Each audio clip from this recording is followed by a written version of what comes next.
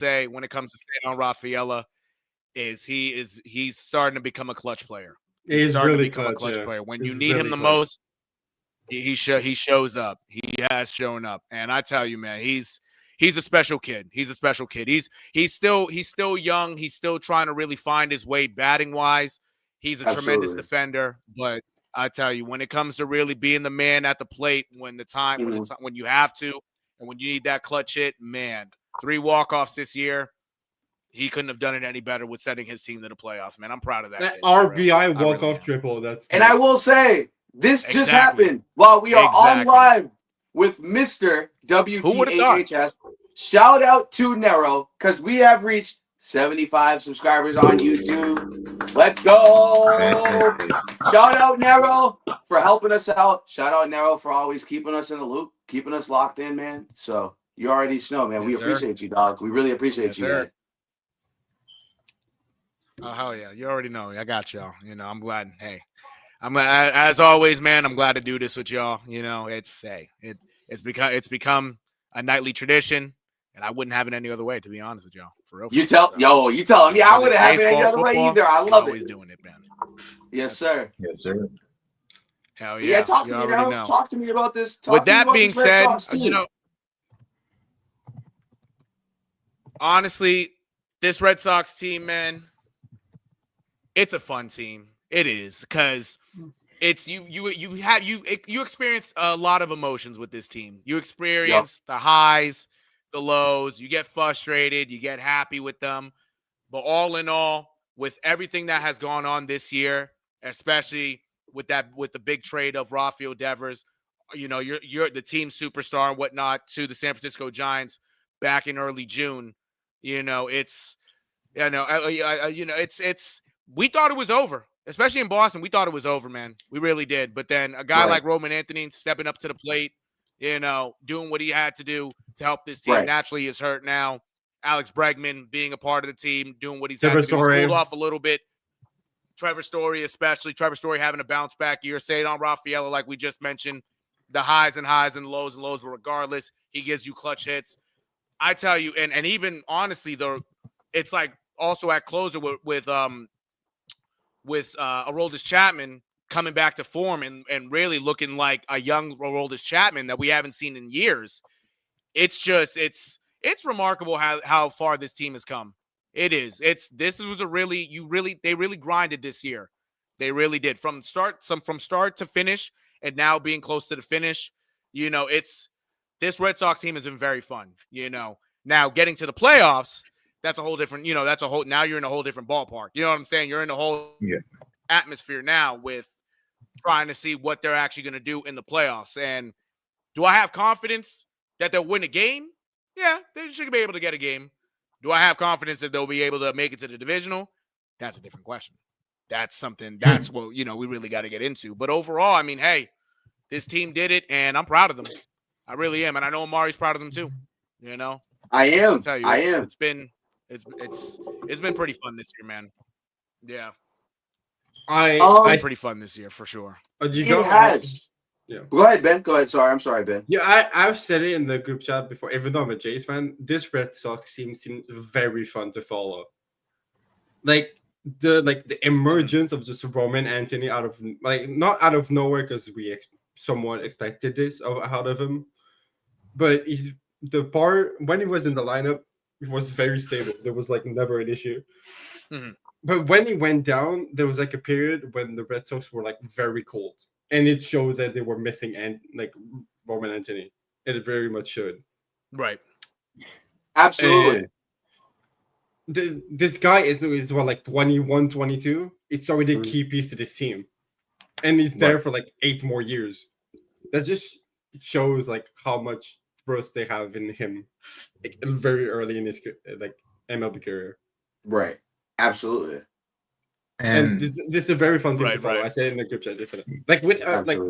It's already a fun team, and even without Roman Anthony. If you add Anthony on top of that, it's an even more fun team. Because it's a bunch of young guys just playing for vibes at this point.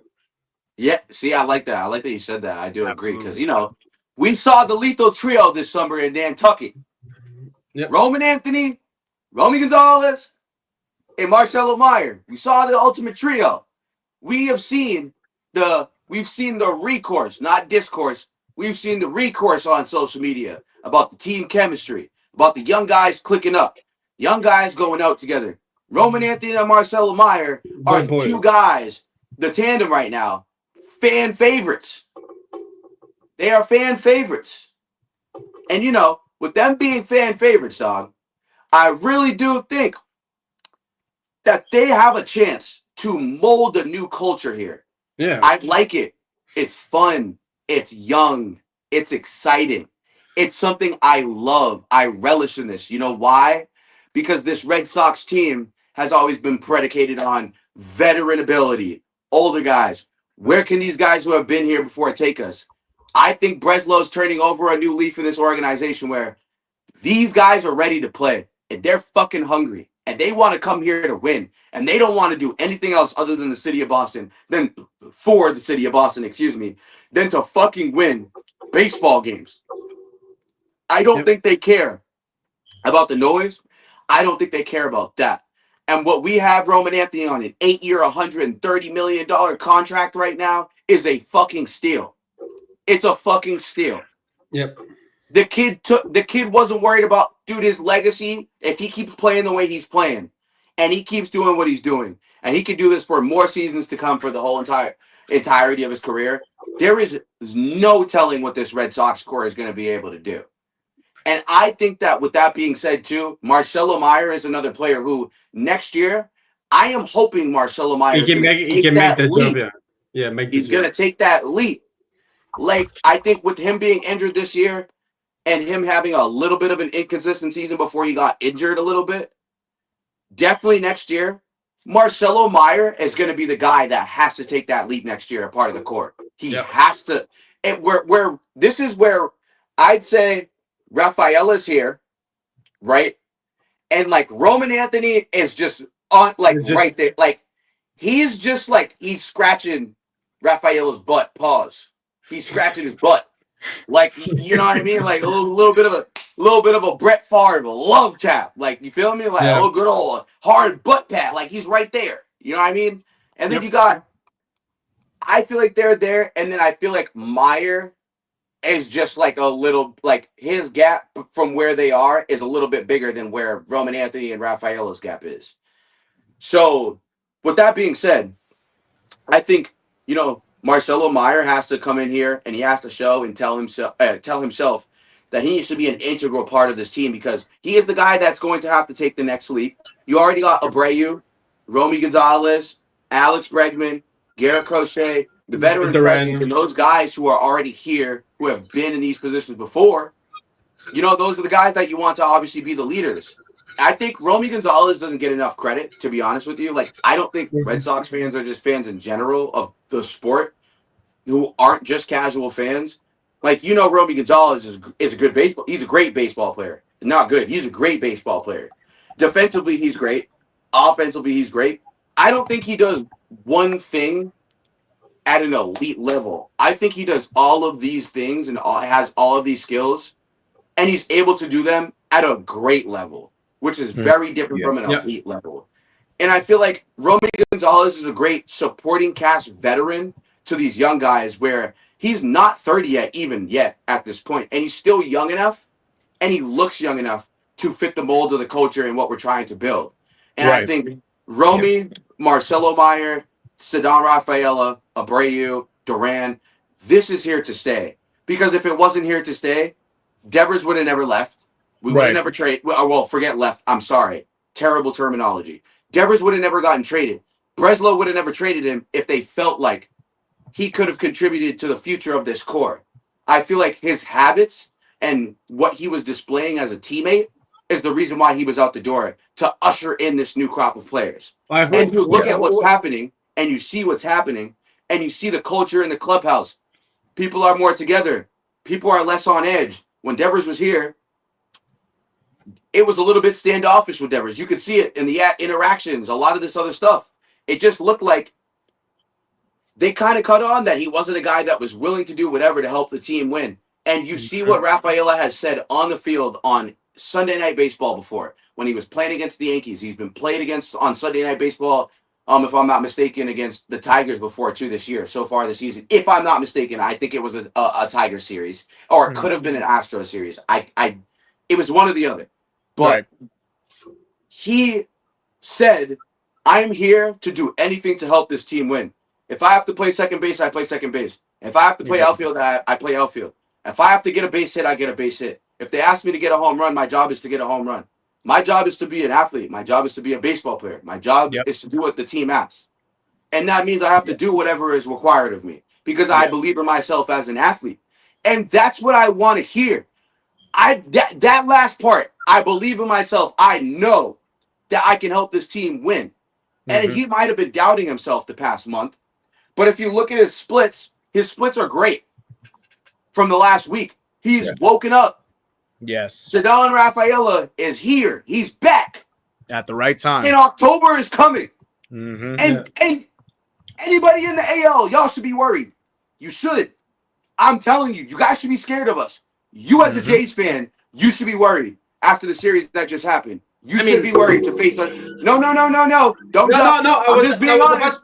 I was about to agree with you because we lost the series to you like in the middle of the week. With no Roman Anthony. I'm telling you. Exactly. That man comes back, somehow finds a way to come back, and he's healthy enough. It is scary hours for y'all niggas. And it's up for y'all niggas.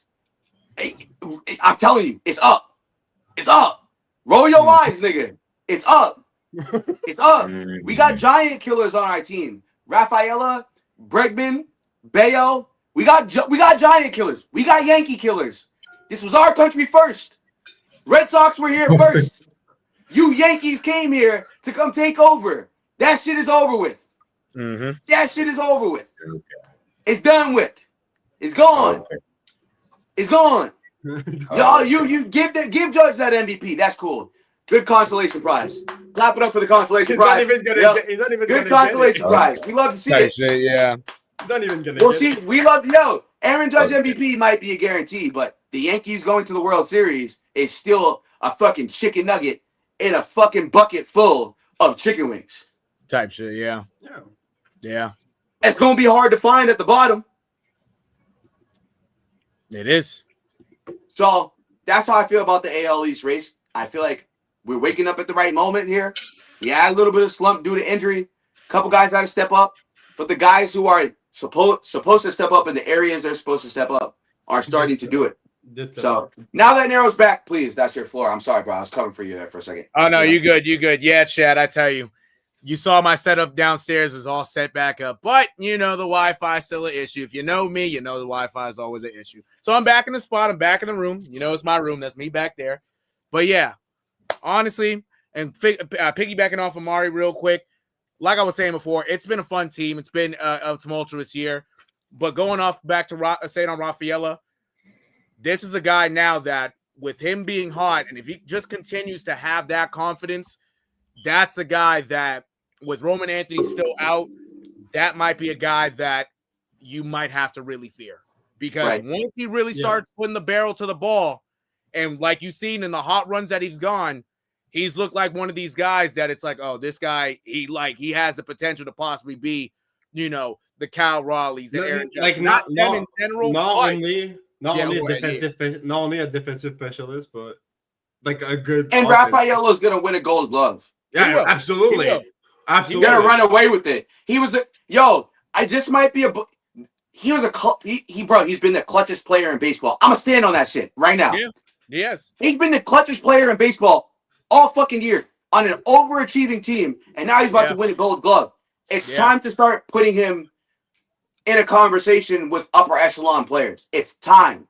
That's the thing. It's real. The Ceddanne Rafaela effect.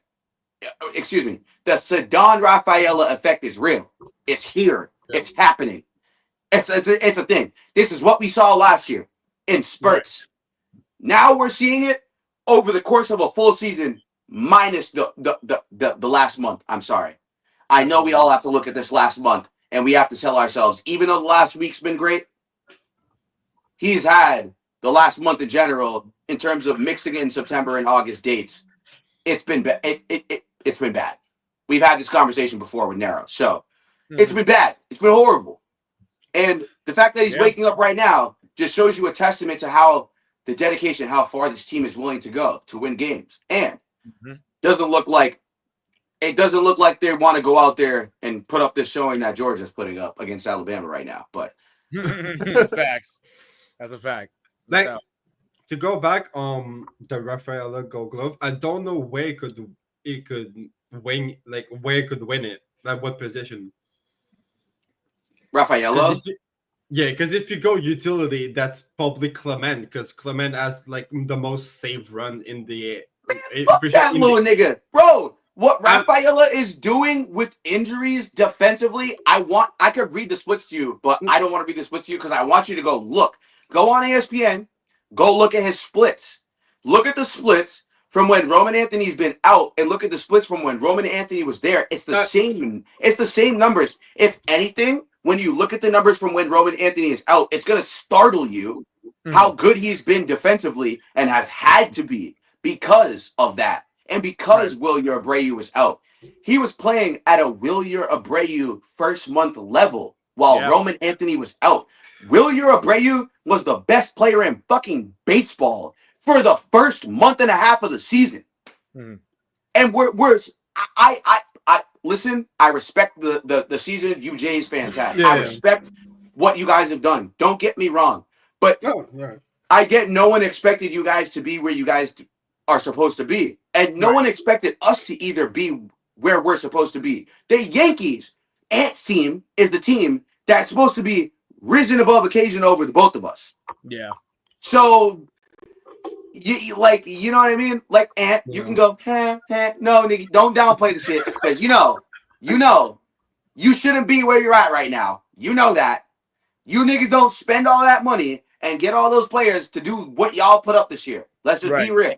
Right. So with what the Red Sox are doing and overachieving and what Rafael is doing, I take that more into account to give an award because I feel like if you are able to contribute to winning and you have the defensive stats to prove it, because that's actually my favorite line of stats to look at. I actually revel in that shit because I was only good growing up at defense on baseball. I could only contact hit. I had no power. I was not a power hitter. I'm just being straight up with y'all.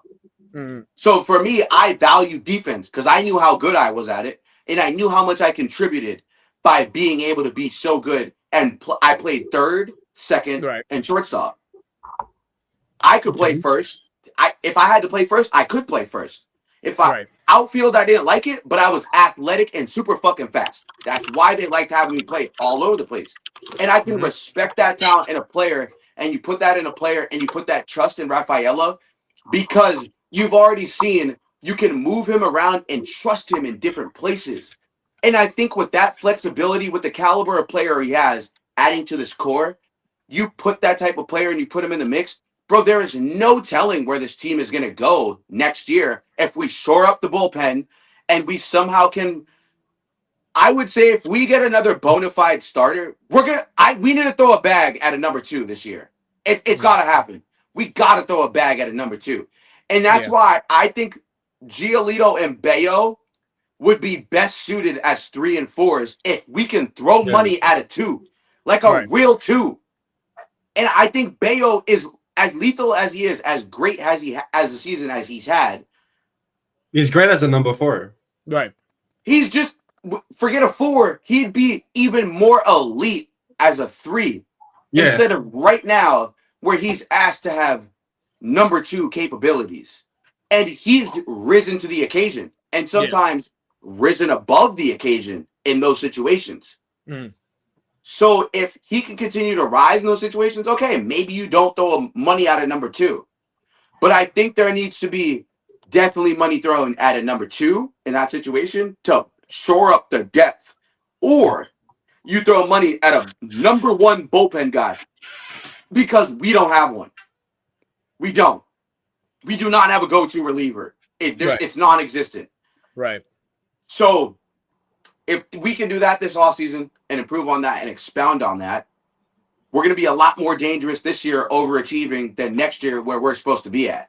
Exactly. That's how I see it. No, absolutely. And if you really think about it also, when it comes to guys, because they even did like an MLB, like, you know how like for the NFL they do like the players and what they think on like the how do you call it, the equipment and stuff like that. They have it for the MLB too, and they did a poll on what for players on what teams they would actually go to. The number one team obviously is the Dodgers. The number two team is the Red Sox. A lot of guys want to come to Boston, but because John Henry ain't throwing no goddamn money at these guys, you know what I'm saying? And mind you, Craig Breslow can get all the guys he wants, but John Henry and Tom Warner got to sign off on it. They're the ones that got to throw money on it. So if they're not throwing the money on it, you're going to see, guys like the Romy Gonzalez's, guys like the Sogards, who not. And not to say that that they aren't bad players, but you're going to see the lower named players come here. You know what I'm saying? And even though they're good, they're not the upper echelon. If you're going to throw money at guys, you got to throw the JD Martinez money. You got to throw what Mookie Betts is getting now. You got to know, even though Xander Bogaerts hasn't been the same since he's left, you got to throw the Xander Bogaerts money in order to get the real upper echelons. The guys who are in free agency or will soon to be free agents if they opt out, the Pete Alonsos, the Kyle Schwarbers, guys like that, they're going to come with money. As much as like, oh, we should get Kyle Schwarber back. Maybe he'll take a lesser deal. He's not doing that. He's Kyle Schwarber, and he's hit he's at over 50 home runs, getting closer to the 60 home run mark. Even though he's not going to hit it, that's the money that's going to be. It's going to be a lot of money. If you're going to pay that money, guys are going to come here. If you're just going to lallygag and not give guys shit, excuse my French, nobody's coming here. You're not going to really get those. Okay, I'll say one thing. Yeah. That to combat that. No, for sure. I'll be real. Yeah. I hear you. I understand everything you just said. Don't get me wrong. Yeah. But I think John Henry being cheap in that situation for a guy like Kyle Schwarber, who is a power hit merchant. Right. He's not a guy to fill the lineup out. Oh, for sure. And like, do we need power? All right.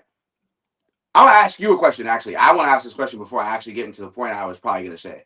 No, do we need power? Do we need power that badly? We got to overpay a 30-plus-year-old Kyle Schwarber next season to get to where we need to be? Like, do you think that would be the fucking solution when Cassius is coming back? And I'm just asking, like, no, for sure. Would that make sense for us? Because then you got to trade Cassius, who is coming off an injury. So he has to have a beautiful spring training. He has to. He has to. He has to have a spring training and dominate so much enough to a point where his trade value will measure up enough worth if they want to dump him off and get a guy like that to do that. They're going to have to offload that with no salary cap. Yeah. John Henry, we know he's cheap. Yeah. And I get it. Like, Nathaniel Lowe was a risk, but he was only a risk because first baseman was a dire need. Yeah. He's done probably more than we thought he was going to contribute to this team. Right. Genuinely. Yeah. Right. I think he's done more than we thought he was going to do. I think when he got here, we was all like, oh, well, they picked up Nathaniel Lowe off waivers from the Nationals. I think everybody was like, oh, shit. Oh, this guy sucks. Right. But to me, I was like, oh, well, actually, that's a good way to figure out a bridge player for now. Yeah. If he somehow can outperform what Cassius, if he can somehow replicate what Cassius is able to do, or do better throughout the course of the playoffs, like, there's no reason why they shouldn't be able to go deep enough, or then next season go to be able to explore another option with knowing what Nathaniel Lowe has been capable of. So, yeah. Yep. No, that's fair. I mean, honestly, is a guy like Schwarber, as much as I would love his power, it's one of those things that if we were to get Kyle Schwarber, he could be a DH, but knowing the Red Sox, they might want to say, all right, this guy could DH, but we want to see what else he could do at first base. If I was them, I'd keep him as a DH because at least it keeps him somewhat healthier. You're not going to really worry about him getting injured as, you know what I'm saying? It would have to be a catastrophic injury as a DH to really mess him up. You know what I'm saying? Absolutely. Now, do I think you could find a younger option and possibly cheaper? I do. Absolutely. And that's probably the way that John Henry would end up going. And you would rather see even a guy like Craig Breslow go because, Kyle Schwarber right now, even though he's at the height of his career, I don't want them to get Kyle Schwarber and he ends up like Trevor Story and and let's say it's a 6-year contract, hypothetically. For the first 3 years, he doesn't do shit. You know what I'm saying? And then now you're giving him money. He's just there as a bat. He'll hit the home runs, but you won't see the average or whatnot. Okay, boom. And then you look back at that contract, or maybe he might not even hit the home runs, but you look back at that contract and you're like, yeah, that was a waste. We could have went a different route. We could have maybe went the Pete Alonso route, hypothetically. So would I like him here for the power? I do. But at the same time, at his age now, and even because remember, even back then he had a messed up knee. He's already torn his ACL. So his knee ain't godly glamour right now. It's still, it's wearing down in a sense, and it will continue to wear down. That's why he's mainly a DH. So would I take that risk? Maybe for a year or two, yes. But the type of money he's going to get, it might be a pass. Yeah. That's the problem. That's the problem. It's the money. It's not about. I don't give a shit about that old ass nigga John Henry. Who gets he cares more about Liverpool. I get it. As a soccer fan, for those who don't know, I'm a diehard soccer fan. I've gone and traveled. I've played in Europe before on club teams and gone and played there and done that in high school. Like all that stuff for me. Like I'm looking at these situations on how he handles the Red Sox, and then I look at what he does for Liverpool. Yeah. And I look at the decisions that are made, and I get that it's two different things. For those of you that don't understand the financials, I could break that down to you if you ever want on some other time. But it's too much for me to break that completely down for you guys to get a whole gist for the casual fans. But those who understand how the money works in sports or how front offices work, he cares more about the domestic. He cares more about the domestic success of Liverpool. I don't think he really cares about like expanding the Red Sox franchise or going to get Asian players and expanding the game and going to spread it in this place where I feel like as Liverpool, he's more invested on the global outreach of that team and how he can invest in that. Because I guarantee you with the way that Liverpool has been the most watched team in the Premier League and the way they've expanded to America and other countries, I think he has to pay attention to Liverpool a lot more than he has to pay attention to the Red Sox. And someone who is a Tottenham Hotspur fan, I'm telling you, we need to fucking take Blueprint somehow out of this nigga's book because we're not doing it right. And I'll tell you, the way that they're doing it and the money that they're investing for these guys in Liverpool, I'm not seeing the same amount of investment effort in the Red Sox. And I'm not saying it has to be money that has to be the determination of that. Because in soccer, just a little tidbit for those who don't really know, you invest in these players really young. If you were to get a very talented kid, they be going to pick these kids off the fucking street. The most talented kids who are playing barefoot off the street. They'll tell you, all these soccer players played barefoot. They was all, most of them were poor, bro. A lot of them weren't rich. A lot of these soccer players are not rich. Straight up. You got a lot of kids from the NFL and NBA and MLB. A lot of them come from good families. Me and Nero know a lot of people who come from good families with money that made it to the league. And we'll tell you that. But me and Nero also know the dudes and the guys who came from the hood and made it to the NFL. And they didn't have as much as the guys me and Nero went to school with. So, you know what I mean? Like, it has to be a certain level for John Henry to do that. And he's not going to invest that type of money in the Red Sox. If the Red Sox don't show consistently that this is a perennial investment for him. That's the problem. Liverpool is a perennial investment for him. They're in the Champions League. They're in the top 2 for the league every year. They've won the league in the past, 10 years. They've won the league, if I'm not mistaken, at least minimum 3 times. That's big success domestically in the Premier League. The Red Sox haven't had domestic success here in the MLB enough to a point for him to trump what's going on overseas. And I don't think people look at that stuff and they don't understand how that stuff works. So I hope that helps anybody who's watching or any of you guys who don't understand how that stuff works, why John Henry operates the way he does with the Red Sox versus how he does with the Liverpool and his other investments. So I hope that gave you guys an idea of why the Red Sox kind of are restricted to certain things because of the success they should immediately have domestically where they are with the league. Mm-hmm. That's a fact. And honestly, you see it now. I don't know if it's going to change. It's probably going to continue to be the same for the next few years. In a sense, they know what they're doing, but they can know what they're doing, and we won't see it until that product is put on the field. And that's going to be continued. That's going to be year after year after year after year. You know what I'm saying? That's with everything. That's with, Ants Yanks. That's with Ben's Blue Jays. That's with every team in the league. You know what I'm saying? Certain teams will spend money. You'll see the product on the field. You know what I'm saying? Whether it's less, more, whatever. Only team right now that you don't really see spending crazy money compared to everybody is the Pirates. And yeah, you got Paul Skeens, who you drafted.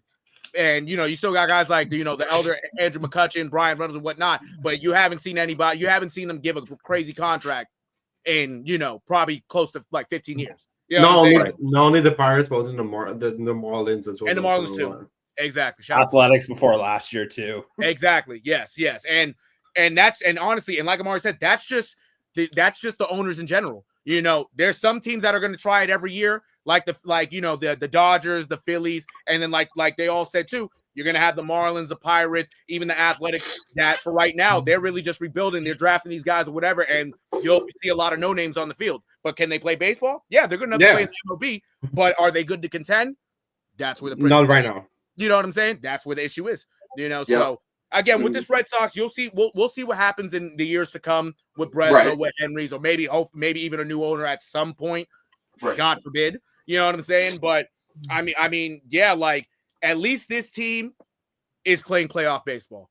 If they would have somehow collapsed and didn't make it, then it's a lot. There's a lot of sour to this year. It's more so it's a lost year. For all the good that was seen, you're going to talk more about the bad if they didn't make it. And good thing they did. Now you just have to see. Absolutely. You know what I'm saying? And whether that's the Blue Jays or the Yankees, we got one more day to find out. You know what I'm saying? If the season ended right now, obviously the Red Sox are the second wild card team. So I believe they would end up playing the Blue Jays. They play the Yankees because the Blue Jays the Blue Jays have the tiebreaker. So Ant, you may as well take your vacation with Jaron Judge while you're at it. Wow. See, I'll see you in Cancun. I'll see you in Cancun on your Instagram story. No, I'll see you in Cancun. Nigga, you ain't gonna see me in Cancun because I'll be here with the duck boats getting them prepped and ready to go, nigga. I will not be nowhere near Cancun. No, I'm gonna see you in we gonna be here prepping them goddamn duck boats. I'm gonna see you in Galveston. Oh no, we gonna prep them goddamn duck boats, nigga. I'm gonna see you in Galveston. Them duck boats is coming out. That's a fact. Fuck New York. We don't need a grid. I'm gonna see you in Galveston, bro. Paul Revere ran these streets for us to make us successful. We didn't need a grid. Paul Revere did it. Horses, the English. You feel me? It's gonna be a heritage moment on this podcast. I'm telling you. But honestly, since we got to the Yankees, Mr. I just wanted to go ahead, man. Yeah, I just want to say one more thing. I want to go back on the Rafaela trash-ass team. Sorry. I want to go back on the Rafaela thing because I was wrong. Rafaela is second tied on out above average, and he's tied for first for runs prevented. I told you I do my research. I do this. I do this. Yeah. Who's number one? I do this. Rafaela is that boy. It's Bobby Witt. Bobby Witt. Fuck Bob. Well, okay. Actually, I can't say fuck Bobby Witt because that nigga elite as shit. I ain't not gonna lie to you. Yeah, get that man some help. Like for real, get that man some help. Like, and he's tied for first run prevented with PCA. Okay. Oh, that nigga's ass. No, don't talk to me about PCA right now. I don't know. No. That nigga's trash. No. Don't talk to me about that trash ass nigga. No. 30-30 player. He's a crow. He's a crow that likes to croak.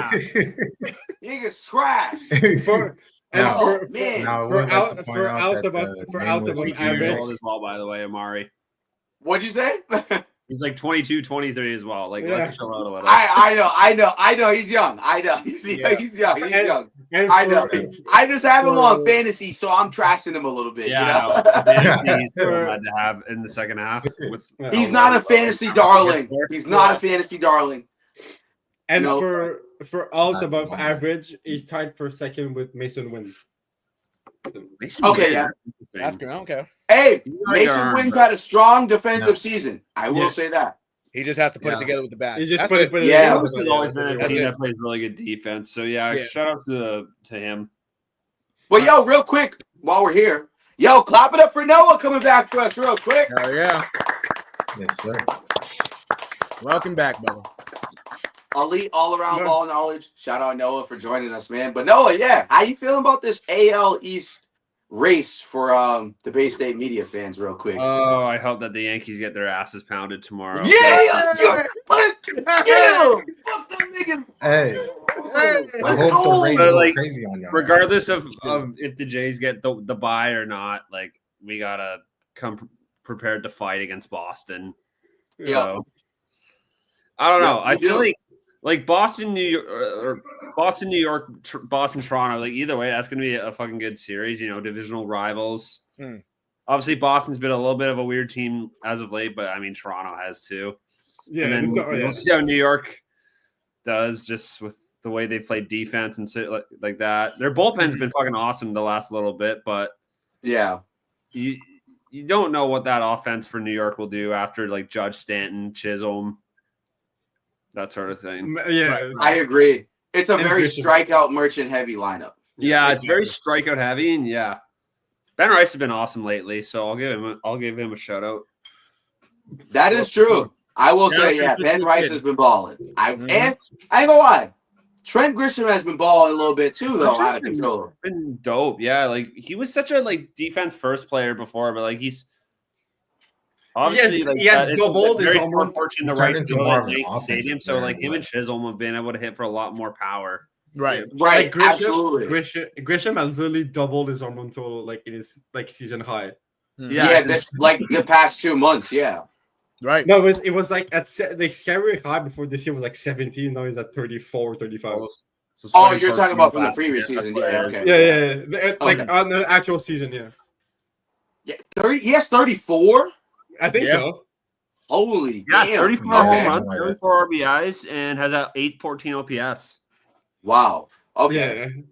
So he's been a lot better than I thought he was been playing great, but he's been a lot better than I guess I've been really more so paying attention to because for him, I tapped out the baseball league last week. So that's fair. Maybe he did have a hot start though to the year. He did. They were Play for the consolation bracket, with TJ Friedl, Trent Grisham, and a fucking strikeout merchant. Oh my, no, fuck out, Jazz Chisholm, day to day my ass. Get the fuck out of here, pussy ass nigga. Yo, that's my favorite player, but stop being a bitch ass nigga, yo. Come on, Jazz, bro. What is good with you, bro? And tell your man to stop being a bitch. What is good with bro? What is good with him? Well, the Yankees are gonna win the division and the World Series. I'm gonna shut your bitch ass up. Yeah. You're fucking be wrong tomorrow when it's Toronto that makes the division. As they say in New York, the AL is more open than y'all. As they say in New York, the AL can go anywhere. The AL can go anywhere. Exactly.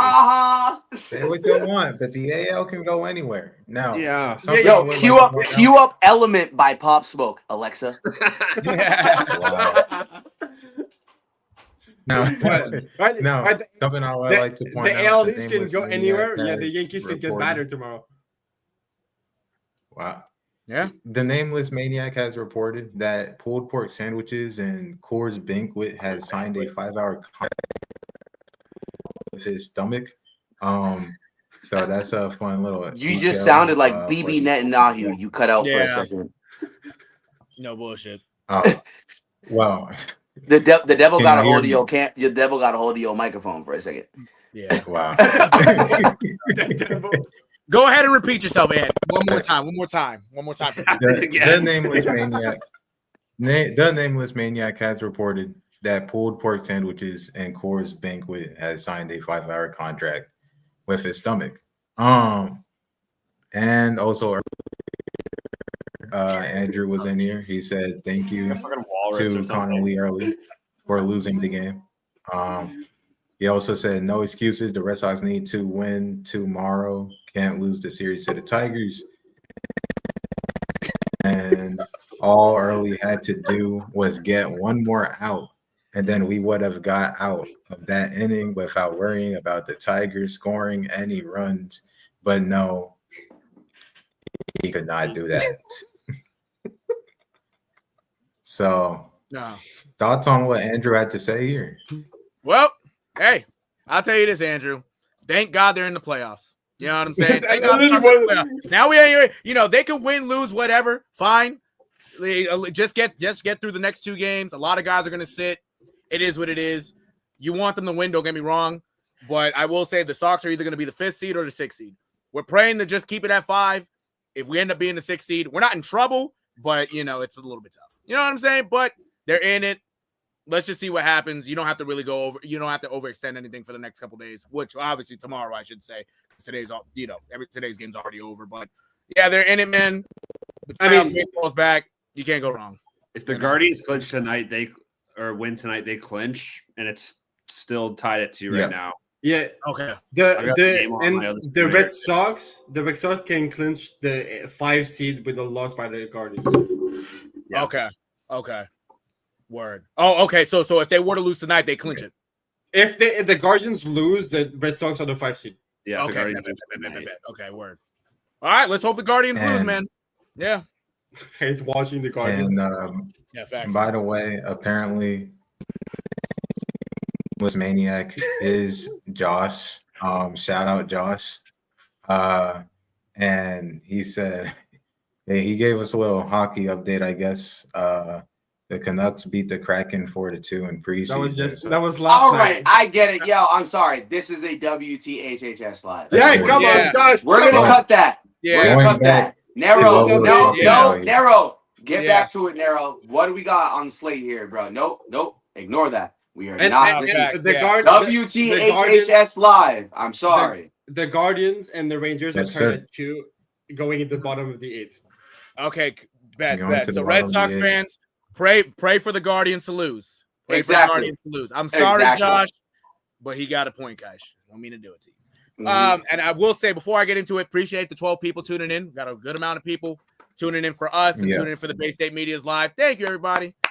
Absolutely. You. Clap it up for the chat. Clap it up for the chat. Yeah. Yo, talk to us, bro. Talk to us. Talk shit to me. Like, if you don't want to talk shit to us, like, I'm going to talk shit to you in the chat. Like, I don't care what team you support. You niggas suck.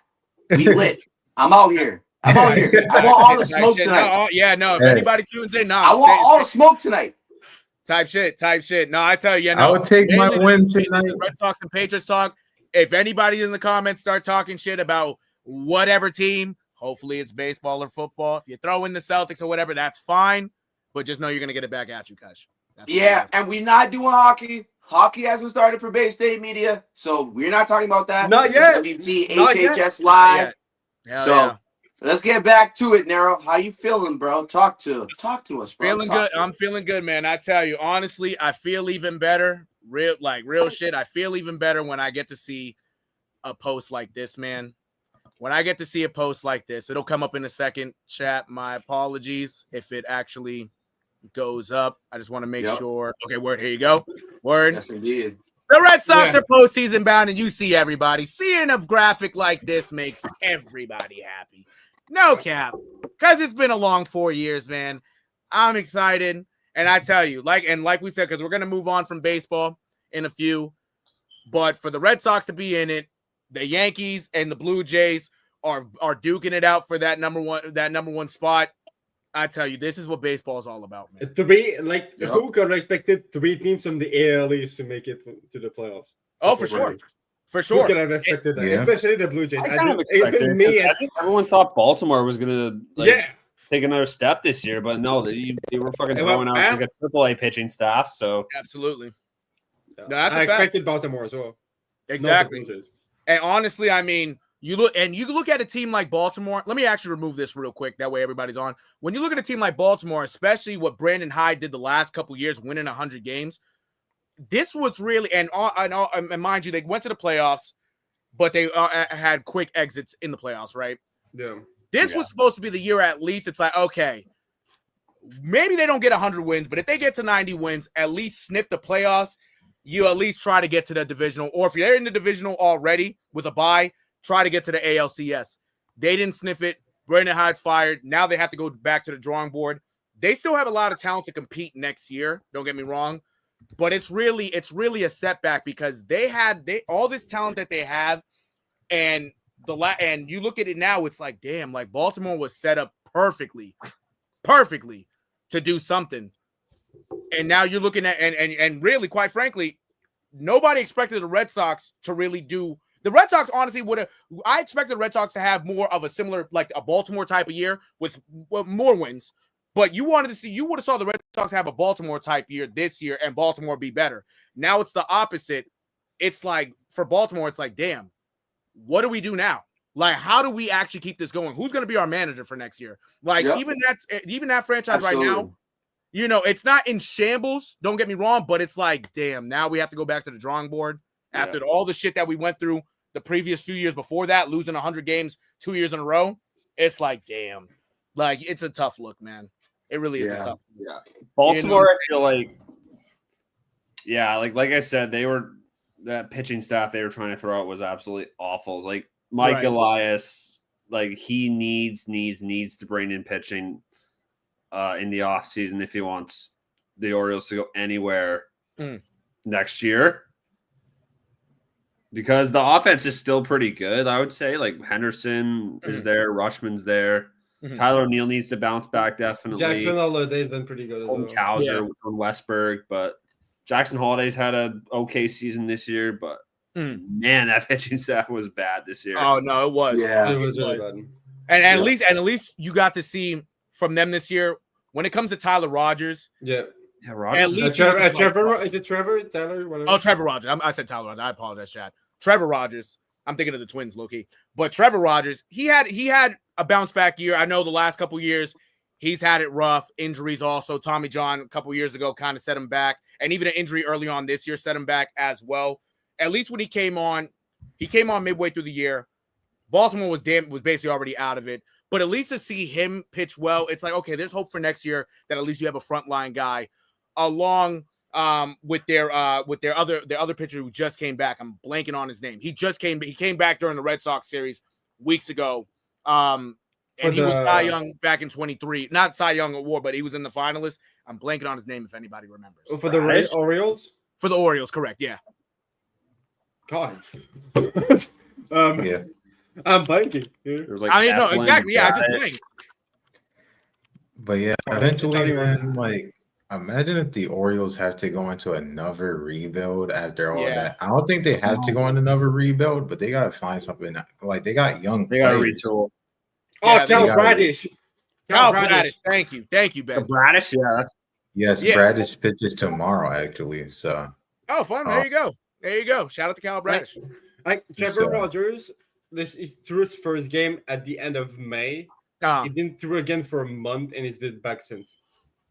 There you go. See, but overall, the quality has been there from when he's been out. Yeah, you know really good. So there's hope going into next year that him and Bradish can at least. Bradish has been really good since coming back as well. Exactly. Oh yeah, that's true. Yeah. So with them, if they can get some more pitching, whether it's especially free agency, whether it's some bullpen help or maybe even another starter for sure, that'll be great. I think the one thing that they have to figure out this offseason, season especially, what are they going to do with Adley Rutschman? Does he stay on this team, or do you, especially the last couple of years that he's had, do you think his time's up in Baltimore, especially with Basallo? Yeah, with Basallo. That was what I said with Basallo. Yeah. Because Basallo can play first base. I don't think they have a secure first base except Basallo. Okay. So I guess Basallo can take first and have Rutschman and either catcher and have a backup, like switch, like rotate. So like one DH catcher first, or like what the Yankees have been doing with Wells and Rice. That's that's what I mean. Like Rice plays first and catcher. Basallo plays catchers in first, and Rutschman plays catcher in DH. Okay. So if you do a rotation between like Basallo, Rutschman, and like whoever the backup the third catcher is at this point. I guess No, you could that's take a a fact. rotation. Yeah, no, that's definitely a good point, Nero, because they did just sign Bassiah to an 8-year extension too. Right. So. Yeah. Yep. That's a Yes, fact. sir. Now here's the Mountcastle, I thing know, has been also. playing a lot of first base for the Orioles this year. I believe he's a free agent after this next season, so he could even be for trade bait. We'll see what Mountcastle. Yeah. Yeah, that is true. I don't know what kind of value he would bring because he's kind of mid, to be honest with you. But yeah, facts. you could try to at least get like a medium to high end reliever or something. 253 average, 7 home runs, 35 RBIs. Oh yeah, 83 hits in 328. Oh, yeah, change what I said about him. Be mid, more like ass. Yeah, facts. Yeah. Yeah. No, they're definitely like an upgrade. 252 average, 289 on base percentage, and 661 OPS. Yeah, see, 661 OPS isn't going to do it for you at first base. Yeah, really. They were playing O'Hearn a lot, but then they traded him to San Diego. So yeah, exactly. And even honestly, and even when Ramon Laureano was over there too, if they were winning more games, if they were winning more games, the team that they had, especially with the kind of year that Ramon Laureano was having with them, and now obviously it's gotten even better with San Diego. With the Prizers, yeah. Like that's a team right there with that young talent and those veterans. They could have had a shot. They could have had a shot this year for real. It's just the way how they started, it really hurt them. And I tell you, Brandon Hyde was a good manager for them, but they wanted to go a different route. Was it too early to fire Brandon Hyde in that situation? When did he get fired? Like in May, June? It was early in the season. Yeah, I want to say early May. Yeah. I think May. Yeah, I think that was maybe a bit early. Yeah. Like you could have just write it out and see if with fixing, like it could be fixed if it wasn't, I guess. But maybe maybe it was too early. Exactly. But like the Orioles, like Adley didn't start the year well, then he got injured. Yeah. Mountcastle hasn't had the best year. Like Kobe Mayo is a guy at first base as well. He hasn't been panning out as a prospect. Yeah, he's been mid. Basalo has been great. He has a decent year. The Jeremiah Jackson came up like in August. He's been doing pretty good. Jordan Westberg got injured like 4 times during the year. Yeah, facts. Yeah. So that hurt him too, especially with his back. Third base right there with getting injured. Exactly. And Gunnar Henderson out of the lineup anytime. Yeah, it hurts because then that puts more pressure on guys like Gunnar Henderson. And even Gunnar Henderson, he hasn't had a bad year because the year is obviously not over yet until tomorrow. But if he would have been a lot more consistent this year, they would have definitely won a lot more games. He was the only guy in the lineup for a lot of this this year that you really had to pay attention to, and he just couldn't put it together. 274 average, 782 OPS. Yeah, so it's solid, but it's you know, it was last year's Gunnar Henderson was a lot more different because he was just smacking the ball. Yeah, last year had a 281 average and 893 OPS. Oh, see, there you go. Yeah, see. So this is really a big fall. Yeah. For sure. And I tell you, like that. And honestly, with the kids that they got, and even some of the veterans that hopefully are on the team next year, the Orioles hopefully will get better. Whoever does end up being the leading man, he has to know his players. But you just hope that there's way more consistency, and you just hope that the front office does get some pitching help. Because I tell you, this year for their pitching. It was at times it was rough. It was boys. Rowdy Tellez just made a fucking nasty play at first place or first place. Planned the parade. Type shit. 2 outs. Shout out to Rowdy Tellez. Could have had a single there, and then Tellez just grabs it with the glove and gets the put out. Absolutely. Yeah. I tell you. Now we'll point out we were kind of talking about the Orioles kind of like collapse. Yeah. Another AL East rival in the Rays. Yeah, they were looking really good early in the season. Yes. To where and Fred's talking to them about where's the playoffs gonna be, since considering the stadium's like a spring training stadium. And right. And having all those discussions, and then all of a sudden, I feel like that's where it kind of started going downhill for them. To be quite honest, it just kind of it got really bad for them. So the Rays is an interesting situation as well. Yeah, I definitely think they're definitely seeing the effects of them losing Peter Bendix happening, going over to the Marlins, because I've had this discussion with Spoke so many fucking times. Yeah, is like he's actually a fucking genius, and he like knows how to like just get the maximum potential out of literally anybody. He did it with Kyle Stowers like it was nothing. He's done it with Agustin Ramirez. He's done it with Liam Hicks, who was a Rule 5 pick. Like he keeps doing. Like I don't know how he keeps getting away with it. Yeah, I don't know either, man. I'm telling you, like even with the Rays too, like they got like even with them that I've noticed throughout the years, they've always had talented pitchers. Even the guys that are very underrated that you don't really know of, they just come out of the scene. You see Jason Adams, and you see how he's turned out with them, and even going to San Diego, an All-Star this year. Naturally, a quad injury took him out for the rest of the year. But they always have these guys that are under the radar. You even look at Pete Fairbanks too, their closer. Yeah, that they have the talent to put it together. And you've seen them win 100 games. You've seen them go to the playoffs. But they haven't taken that step to win it all. Yeah, I don't know what it's going to take. And obviously that Wander Franco situation set them back, because that's a bat right there. And I know we don't talk about it, no. Right? Yeah, exactly. No, and Noah's absolutely right. What he did, we cut him off. Similar, even like the guys like Aaron Hernandez in the NFL. You really, you saw what they did on the field. It was great, but after that is, but that set them back. That set back shortstop and their bat for a couple years, and you don't know who's going to replicate that. Naturally, you have Junior Caminero, you still have Yandy Diaz, you have Brandon Lau, but you need, even with that team, you still need help. You might need one more guy. If they can get an upper echelon guy on that team, if they're willing to spend some money, they're set up good. But they really do need another difference maker, because as long as they don't have another difference maker, you could end up seeing them in the playoffs from time to time, but you won't really see them go anywhere in the playoffs.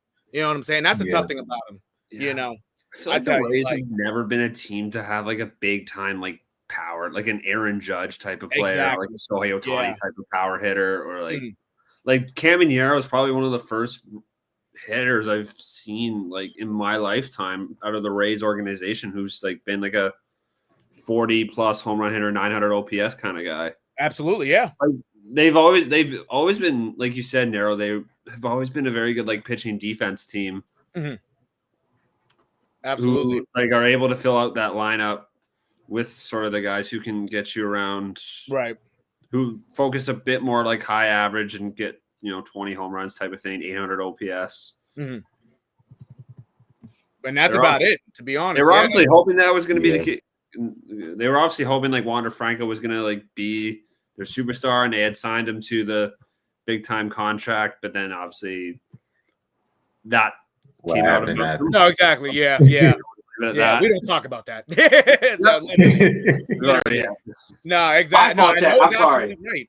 Absolutely right. I'm sorry. Text to my family. I'm sorry. There's you good. Little bit of a conflict there, but all right. So I was hearing you guys though, and I think it's all interesting. But Noah, you had an interesting point, so I kind of want to hear you expound on what you had just previously said there for a moment.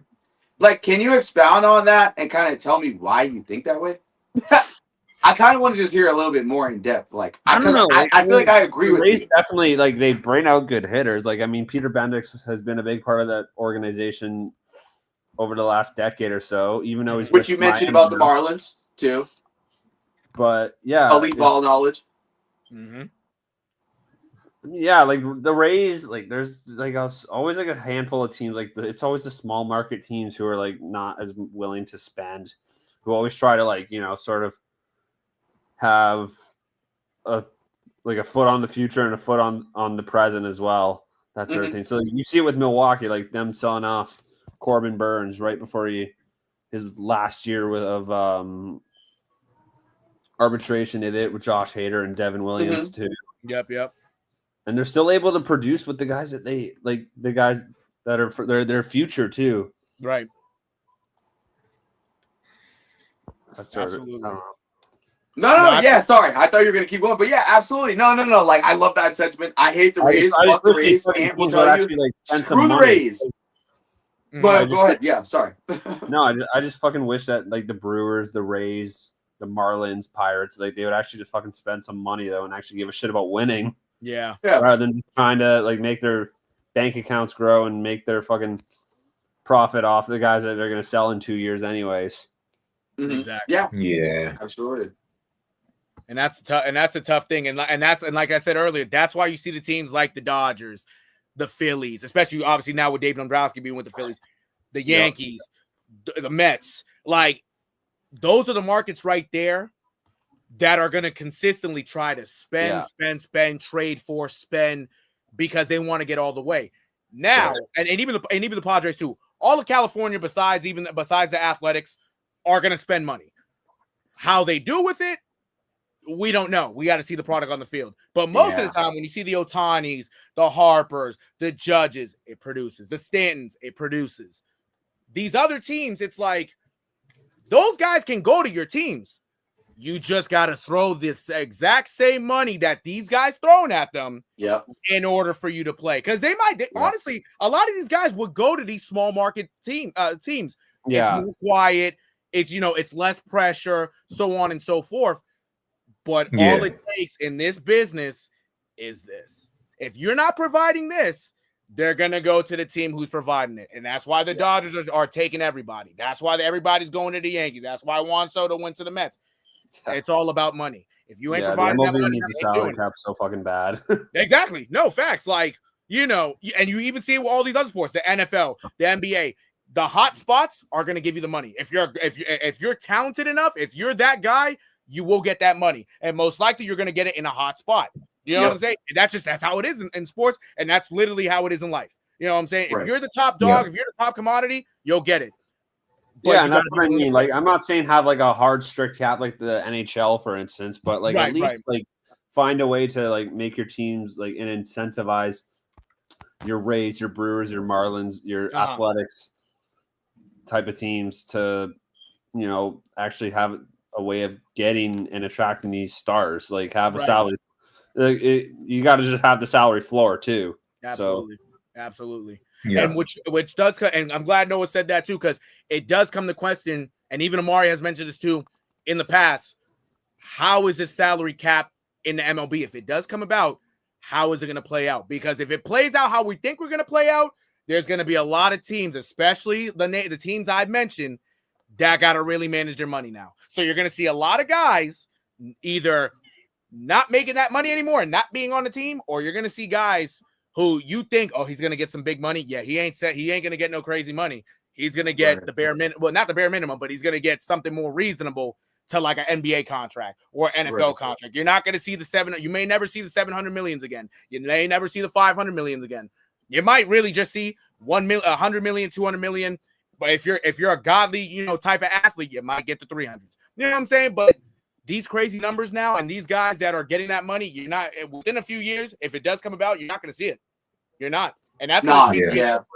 It's not happening. It's not happening. It's going to change baseball forever, and then you're going to get a lot of the shit talkers. Oh, we don't need a salary cap. We don't say. Of course, you're going to say that because you want the money, right? But at the end of the day, all this money that you're pouring into one guy, it could either benefit you or it can bite you in the ass real quick. Simple. And I think it won't benefit. Exactly. I don't think so either. I don't think it'll benefit. So it's got to come down to a point of what you believe in. Right. Yeah. What culture do you believe in? What are you going to bring in here? What are you going to do? Right. What are you going to push these players and push your coaching staff and push your front office to do? Exactly. Yeah. There has to be a certain standard held at every single level of each place. Absolutely. And I feel like that goes without saying with all these sports. And you see the dysfunctional ones. And you see it a lot more in football than you do in baseball. You see it a lot more in football. Yes. So I think with that, applying that mindset, like, I do think that's a great point. It depends on the precedent set, especially like with the amount of factors that go into play with that, whether that the precedent is set in the locker room or the precedent is set by the general manager who won't refuse and won't put up with this because he's talked to the coaching staff and he's done the work and he's done the analytics and he's seeing who's not coming in here first and he's seeing who's going out of there last. Yes. Like, those decisions matter. So, you know, I'm a Rays hater. Forever will be a Rays hater. But, Yeah. you know, Yeah, that's how I feel about a it. lot of situations, about a lot of these teams when it comes to making decisions on how your team, and well, forget a team, how your organization can move forward. Because if you have a disconnect in one department to the next department, what are you going to be able to do? If they see things at this eye level and the other one sees things at this eye level, and you guys are here and can't meet here, there has to be a conversation as to where you guys can get here. And if the conversation doesn't happen and you guys don't get here, once it gets narrowed down to this position where it's a middle ground, there has to be one of the sides, whether it's the coaching staff and the players or the front office and the owners, that make a decision on where the culture is going to be built and how it's going to stem from that. Absolutely. So that's something to think about. You know, that's no, it is. It is. My No, little I know. chime in on that part. I'm sorry. No, absolutely. Absolutely. No, you're absolutely right, Amari, because even like you said, even looking at this, you can't have one higher than the other, because if it's higher than the other, somehow whoever is the higher, the lower is going to get fucked. Look at the Bengals. Yeah, exactly. Prime example. Look at the Bengals. Yeah. Look at the Jets. Yeah. That ownership group has gone unchecked for years. Yes. They've gone unchecked. And now you look at the Jets. They're playing a lot better than they have in previous years. Why? Yes. They got a guy who's played there under the culture, the Jets culture. He's played there. He's already been through it. He knows what he needs to change. Yes. And I think Aaron Glenn is a good, healthy taste for New York. Yeah, absolutely. I just don't think they have the roster right now. I don't think the team's motivated. But that's a prime example. What'd you say? I'm sorry. Justin Fields is not a fucking starter. I mean, he looked good in week one. But I'm not going to sit here and tell you that, but I'm going to stay on topic just simply because this is not my life. But I would say that, you know, just in that comparison and that it's as to what you're saying, I think the Rays are figuring that out with their pitching staff. I think that they're actually contemplating like how they're going to move around the pitching staff and how they're going to actually get the pitching staff to a place where they feel comfortable. And I think that that's what they're looking at in the situation of what you actually just explained, Noah, which was beautiful into the point of how the Rays feel about their starting pitching staff. Yes. Not their bullpen. Yeah. The starting pitching staff needs some work. And it comes to a situation where I do think what you just said was completely valid to exactly what I was just saying, which is a great comparison. So looking on that from the outside in as a Red Sox fan who has we have the same issues as I said earlier in the pod so far here. Like there has to be if you can find a way to put Giolito and Bayo as the 3 and the 4, if Giolito is going as the 4 every other couple of series, like, okay, like, holy shit, like, I would love Giolito going as a 4 if we can find a guy who's a 2. And I think the Rays have the same issue that the Red Sox have. So it's a matter of balancing that out. It's also a matter of, like, I'm watching this fucking Alabama and Georgia game, balance. Like, it's a matter of balancing your roster out and balancing it out to make sure you don't lose to teams you ain't supposed to fucking lose to. So, yeah. Absolutely. And with that being said, because I've already mentioned football, we might as well get into some quick Patriots talk. I appreciate the baseball talk. Let's get into the Patriots talk, everybody. Clap it up for baseball. Sir. We're at the end, man. We're at the end. I tell you, it's been a great season. We got one more day left. A lot of shit could happen tomorrow. Anything could happen tomorrow, really. Whoever comes out on top by the end of the night will be in the playoffs. Whoever shits the bed ain't gonna be there, regardless. Most teams are already set, but you know. I got a question for you. I got a question for you, Brody, real quick. Okay. Oh, go ahead. Yes, Mari, I got you. How you feel about doing the week 4 picks? Like, we're in the groove. Like, you want to just do WTHS? How do you feel about week 4 picks? Like, we here. Honestly, we might as well. We might as well. WTHS for week 4 picks through the whole slate. Like, let's do it. Yes, sir. Yes, sir. Yes, sir. All right. So with that being said, actually, you know what I'm gonna do? I'm gonna pull this up real quick. Bear with me, chat. I'm gonna pull up that week 4 slate real quick, guys. Pull that up. Yep. Because I tell you, man, football starts way early tomorrow, guys. Starts at 9:30. 9:30 a.m. I tell you, we already had a great Thursday night game. The Seahawks came on top 23-20, a last second field goal. The Seahawks almost blew that game. I'm gonna tell you that right now. No cap. They almost blew that game. And let me just pull this back up. Word again, 23-20. That's Thursday night. Tomorrow morning, the Vikings take on the Pittsburgh Steelers in London, in Dublin, in Ireland, in Dublin, Ireland. Yeah, that's. I don't know why I said London. It's Dublin. Yeah. Oh no, you're good. You good. Just gets crazier with these international games every fucking year, man. I'm telling you, facts, Noah. Facts. It's like you wake up early for fun. I tell you, most of the time, especially during the early games, I try to wake up early. I wind up waking up in the fourth quarter like a dum-dum. And I do set my alarm for 8 o'clock in the morning, which is crazy. You know what I'm saying? But guys, let's start out with Ant. Vikings Steelers. Who you got? What you thinking? Yeah. Honestly, for this week, I got the Pittsburgh Steelers. Okay. You know, I don't trust Carson Wentz quite yet. Right. And I know the Vikings defense looked pretty good, but to be fair, they went against a Bengals offense that is kind of depleted to a point. I mean, although they still got Jamar Chase and T. Higgins, their quarterback is Jake Browning. So I mean, I don't know how much I trust the Vikings as a team quite yet. And I don't know if I really trust Carson Wentz right now. I mean, Carson Wentz he kind of looked like a game manager in a way to me. Against the Bengals, you know, he's old. Jordan Mason. He's old. Yeah. Jordan Mason. What do you want? Like, what do you want? You're never gonna. Yo, I know you as Eagles fans have questions about Jalen Hurts. I know you want the shade of the MVP Carson Wentz that you fucking saw, because you know Jalen Hurts will never be able to fucking replicate that shit. So let's just be honest. Just keeping the stat. I'm keeping the stat. I mean, look, we love Jalen Hurts is not going to do here. what the fuck Carson Wentz was doing before he got hurt. He is not doing that shit as a passer. He's not doing that shit. It's never going to fucking happen. That's not his game. Right. I'm just being real. Why do you think they put up 48 points, right? And like you said last time he was on there about them putting on points, right? But Carson Wentz experience matters, bro. The bro is gonna dink and dunk and take forget dink and dunk. He's gonna take what the defense gives to him. Pass interference. That is crazy. I'm sorry. That is wild. But he's gonna dink and dunk. He's gonna sit there like he's gonna take what is given to him.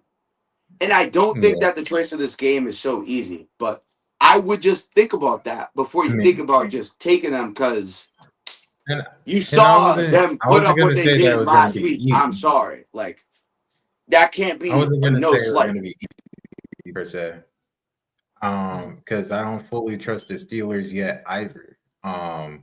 You know, I still don't know how much I trust Aaron Rodgers in that offense. I don't know how much I fully trust the Steelers defense yet, because on paper, they're always going to be good on paper. They did pretty good against the Patriots last week, forcing. No, they're always good because of stats. Like, they're always good because of overall stats. Like, let's not sugarcoat shit. I know none of us like the Steelers. As a Chiefs fan, hate them niggas.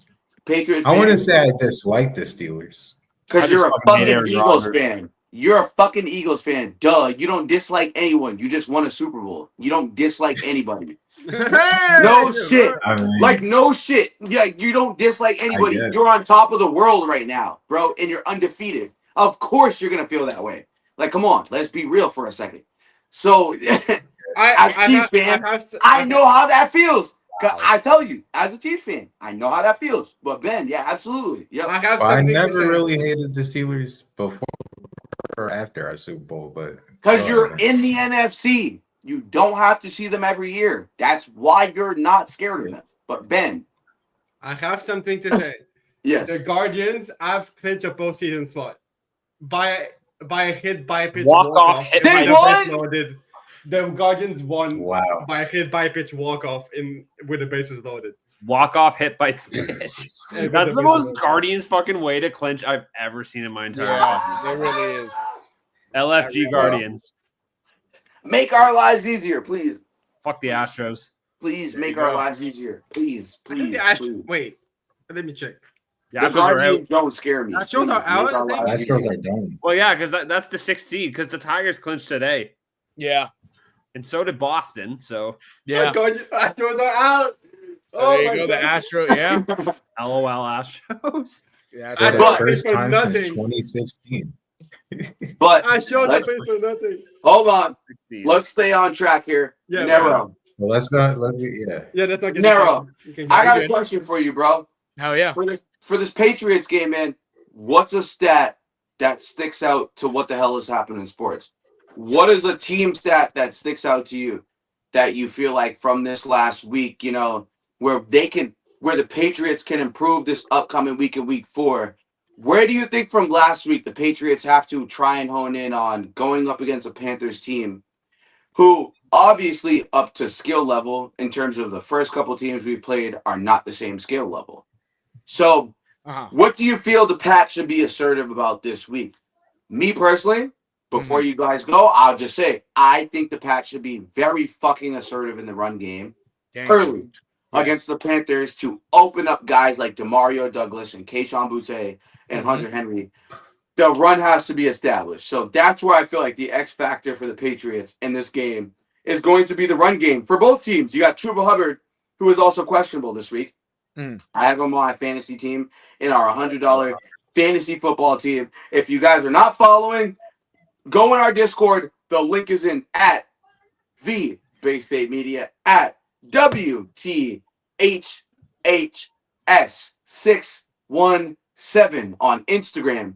Go make sure you guys go click the links in both bios, and you guys are making sure you guys are joining us so you guys get the picks. You guys can bet, make money with us, do whatever.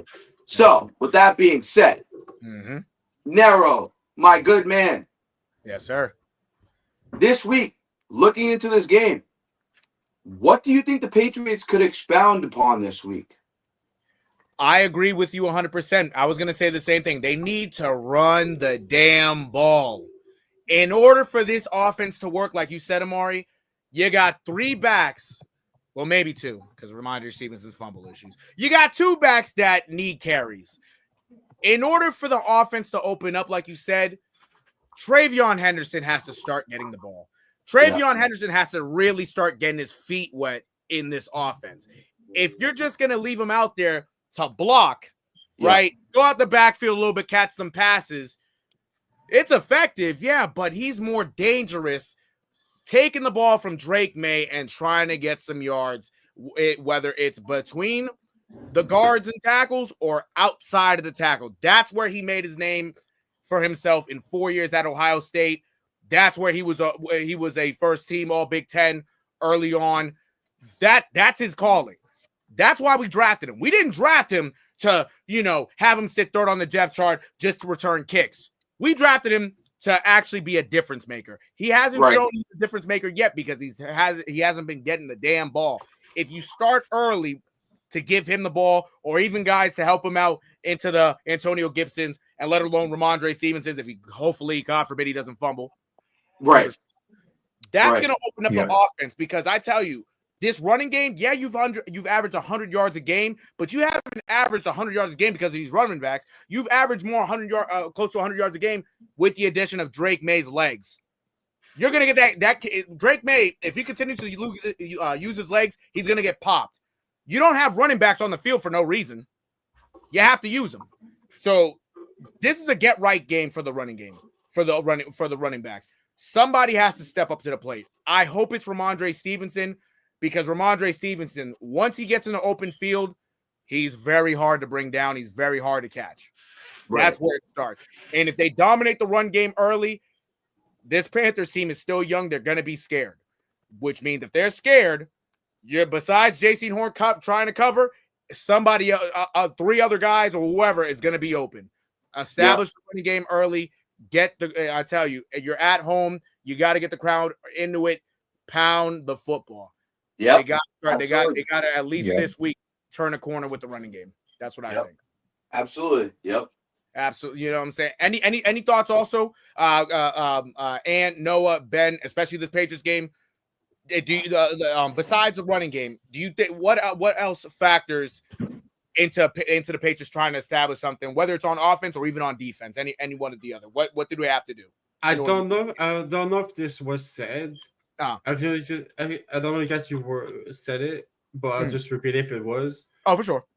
Let me just find the message because I have a lot of shit here. Oh no, about Stevenson. I said it with you guys in Discord. I'm just trying to message one. There's so many things.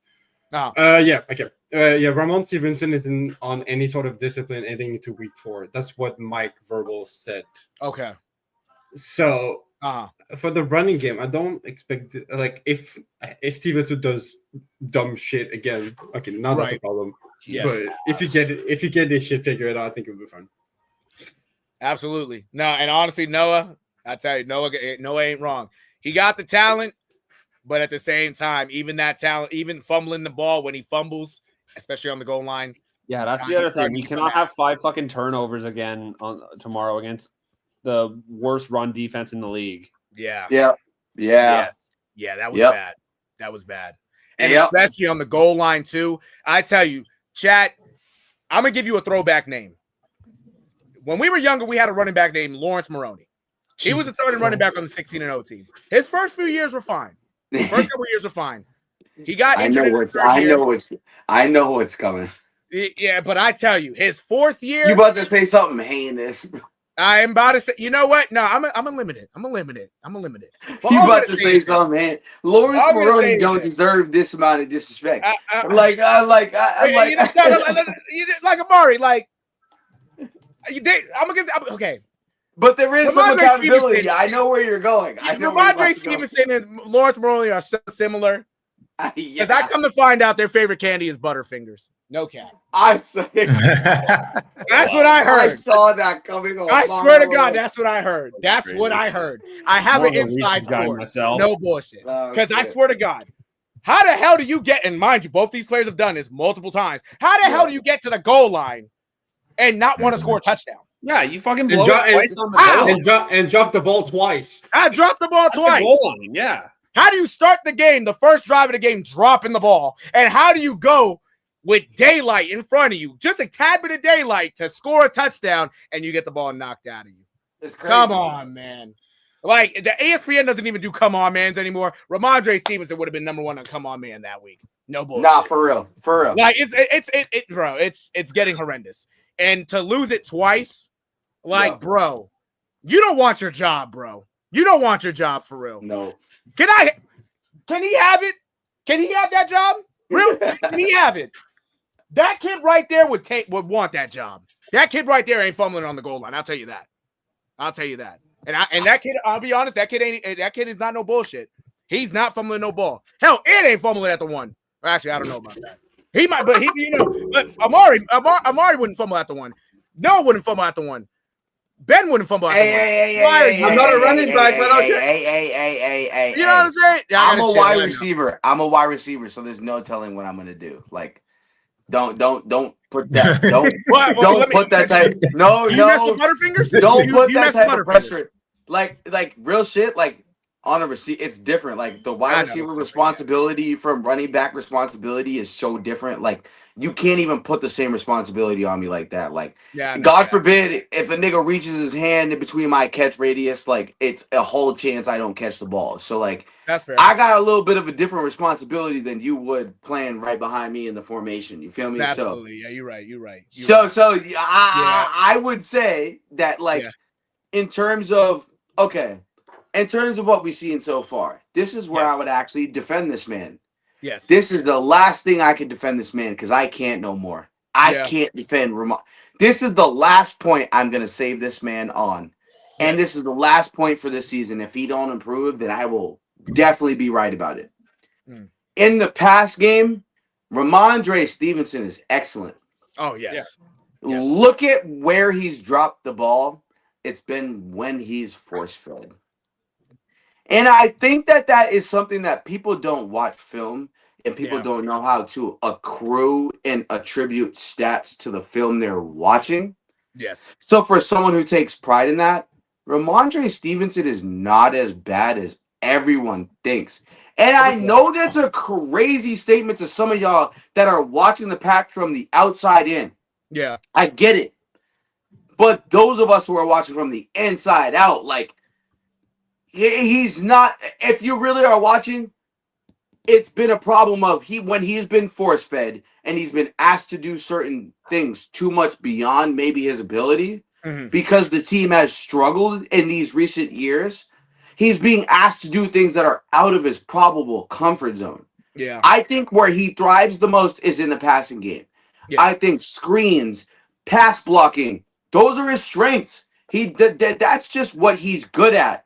Right. And I don't think the Patriots have set him up.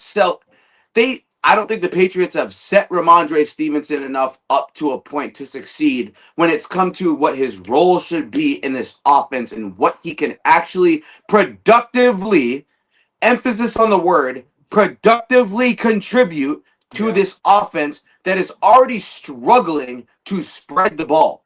Yes.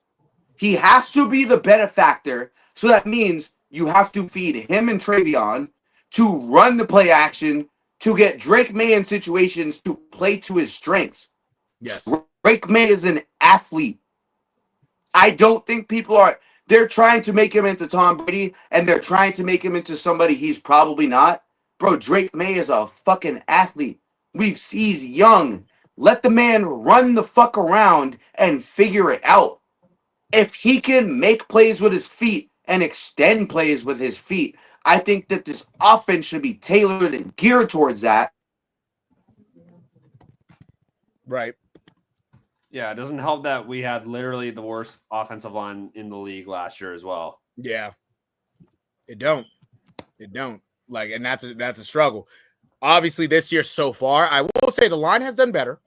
It has done better. It's more competent this year. Well, you know, it's more competent. Taking so many stupid fucking penalties, but exactly. No is absolutely right. Yeah, the penalties does hurt. Especially week 1 with Will Campbell, especially on the final drive of the game. Worst. That hurt. You saw it. You saw it a couple times in the Dolphins game. Penalties that killed them. You see it last week with the Steelers. It hurt too. Like, penalties is the only thing, especially with this offensive line so far. Besides also miscues on pass blocking and whatnot, that has held the offensive line back in some way, shape, or form. But at least it's more competent now that you can say, okay, word, we got 5 serviceable starters. You know what I'm saying? We've always had Michael Wenman, who's been solid. But now you got 4 other guys that you can actually put out there, that you have put out there, that have been fine. Now all it is penalties, stop the penalties, and stop turning the ball over. Because last week alone, and obviously Ramondre having the 2 fumbles, but 5 turnovers is never going to win you a game. And quite frankly, if it does win you a game, you got fucking lucky. No cap. You got lucky to win a game like that. Because that was just pitiful. Like, watching that game alone, and I know we're going to move on to the rest of the picks. That was a hard watch last week. That especially in the last, I want to say, probably 10, 15 years, even including the Brady era, the amount of turnovers that just bit us in the ass, it really hurt. It really, turning the ball over twice in the goal line, that's not going to win you football games. You know what I'm saying? Especially turning the ball over in what Ramondre Stevenson did on that fumble after an interception by Robert Spillane. The whole momentum was up, and then you fumble. It's like, come on, man. Already? Like, it hurts, man. It hurts. It was a tough watch. It really was a tough watch. You know, but do I think this week is a lot easier to get by? I think so. In this young Panther team, you could do it. Naturally, you're wearing those ugly-ass blue-on-blue uniforms. You should be able to win a game. I hope. That does the trick. If it don't do the trick, I'm not, it's not no necessarily like, oh, the Pats are in trouble. It's more so, it's like, yeah, the expectations we have from them this year, we were overthinking, and we were over, what's it called? We thought they could overachieve, but they still. Are you doubling back? No, I'm saying that's if they lose. That's if they lose. Like, if they lose. Are you about to double back? No, I'm saying like from the outside looking in, like everybody else looking. That's what I'm saying. Myself, okay. Are you sure? I still think there's hope. Don't get me wrong. Like I wouldn't. Forget hope. Yo, stand on business, bro. Forget hope. You know what I'm saying? Like, no, trust. Forget like hope. me personally, stand on business, bro. I think they'll go. Do you believe in this team? There's been enough weeks. I do. Okay, I love that answer. That's what I was looking for. I love that. I like to see that. Yes. Yes. I'm just saying the people, I the do casuals. Too. I still believe in these boys. Yes, I believe the in casuals these boys. are gonna. Maybe we should have let. Well, you should have had a more reasonable opinion from the start, for your perspective. Vrabel, McDaniel. Yeah. Hey, anything is possible with Vrabel and McDaniels at the helm. Oh, that's all I'm gonna say. Like it's a whole new fucking coaching staff this year with the Patriots. Revitalized, revived. Absolutely. They just And if at Nero, that's why I'm like, I wanted to ask. That's why I asked you what I asked you. Like, are we gonna stand on business? Because I got this team making the playoffs. Like I said before, I still do too. Yeah, I still do. I have them fighting with the Colts. Mm-hmm. That's the reality, for real. Mm-hmm. I said this before the season started. Daniel Jones has had a fresh start. And this is the best offense we've seen him with, and we've seen him carry a team to the playoffs that had no business going with an injured Saquon Barkley. So I think that, yes, they will have to combat that all year long due to the Colts having more rostered offensive talent. Yes. But I think the Patriots on paper, fully healthy, have a better defense than them. I would rely more on the Patriots defense to win them games than I would rely on the Colts defense to win them games, because their offense is putting up 30 plus points all of these weeks so far. Yeah, John Taylor's on like pace for OPOY right now, which I don't know. Take it from a guy who had Jonathan Taylor last year as the MVP. That was my guy. I had it, and if it wasn't him, it was Josh Allen, and thankfully Josh Allen won. That was my backup pick. Right. I didn't believe in the Lamar enough. 41-4 wasn't enough to me, nigga. Yeah. We know what you can do here in between these 18 weeks. Right. I need to see what you can fucking do between those fucking 3 games you got to get to where the pinnacle of where you need to be. Absolutely. And I think that Josh Allen is the one to break that plateau first. I'm just being honest. They're more willing to build around his strengths, as we've seen, than the Ravens are to build around Lamar. Right. I feel like with the Ravens, they're just building whatever they can fucking build. An updated score here. Alabama, 17th ranked Alabama, is up right now. 24-21 against number 5 ranked Georgia, who is 3-0. So now it is a 3-point game from a 10-point game. And Alabama is driving up the field here. They are on a crucial play. It was a 4th-and-1 stop right here by Georgia. And we are here. And Georgia is going to take over to potentially tie the game in the 3rd quarter with 3:43 to go. But with that being said, upcoming in this week, Nero, I do have a question for you. Yes. My brother, is this the week Bryce, I should say Bryce. Yeah. Is this the week Bryce Young has his coming out party as to why he's better than CJ Stroud and why he was deserved to be picked in front of him, because CJ Stroud's having a rocky season? Is this where Bryce Young can solidify himself against the Patriots to the point where we look at him as maybe a good quarterback enough to put him in a top 15 place? Or are we going to be on the outside looking in as Pats fans trying to put Drake May inside the top 10? Who do you think has more of a chance this week? And get ready. Bryce Young or Drake May over 200 plus yards this week? That's a good question. I think who I'm going to go with and I'm biased, but also what he's shown this year should be a stepping stone, especially in a game like this, due to the other team's defense not being as great. I think Drake May continues to go over the 200-yard plateau, I should say. Yep. And the reason I think as well is I think this is the week that you see a lot more downfield action. I think this you gotta start somewhere. I know you're getting the feel of things for the first 3 weeks of the year. Guys like Kyle Williams, guys like Kayshon Boutte, you gotta have them stretch the field. Stephon Diggs so far, obviously with his knee, with his age, you're not gonna see him stretch the field as much as he did a couple years ago. Right. Yep. Kyle Williams is the speedster. Kyle Williams has the young, fresh legs, and he's barely been out there. Right.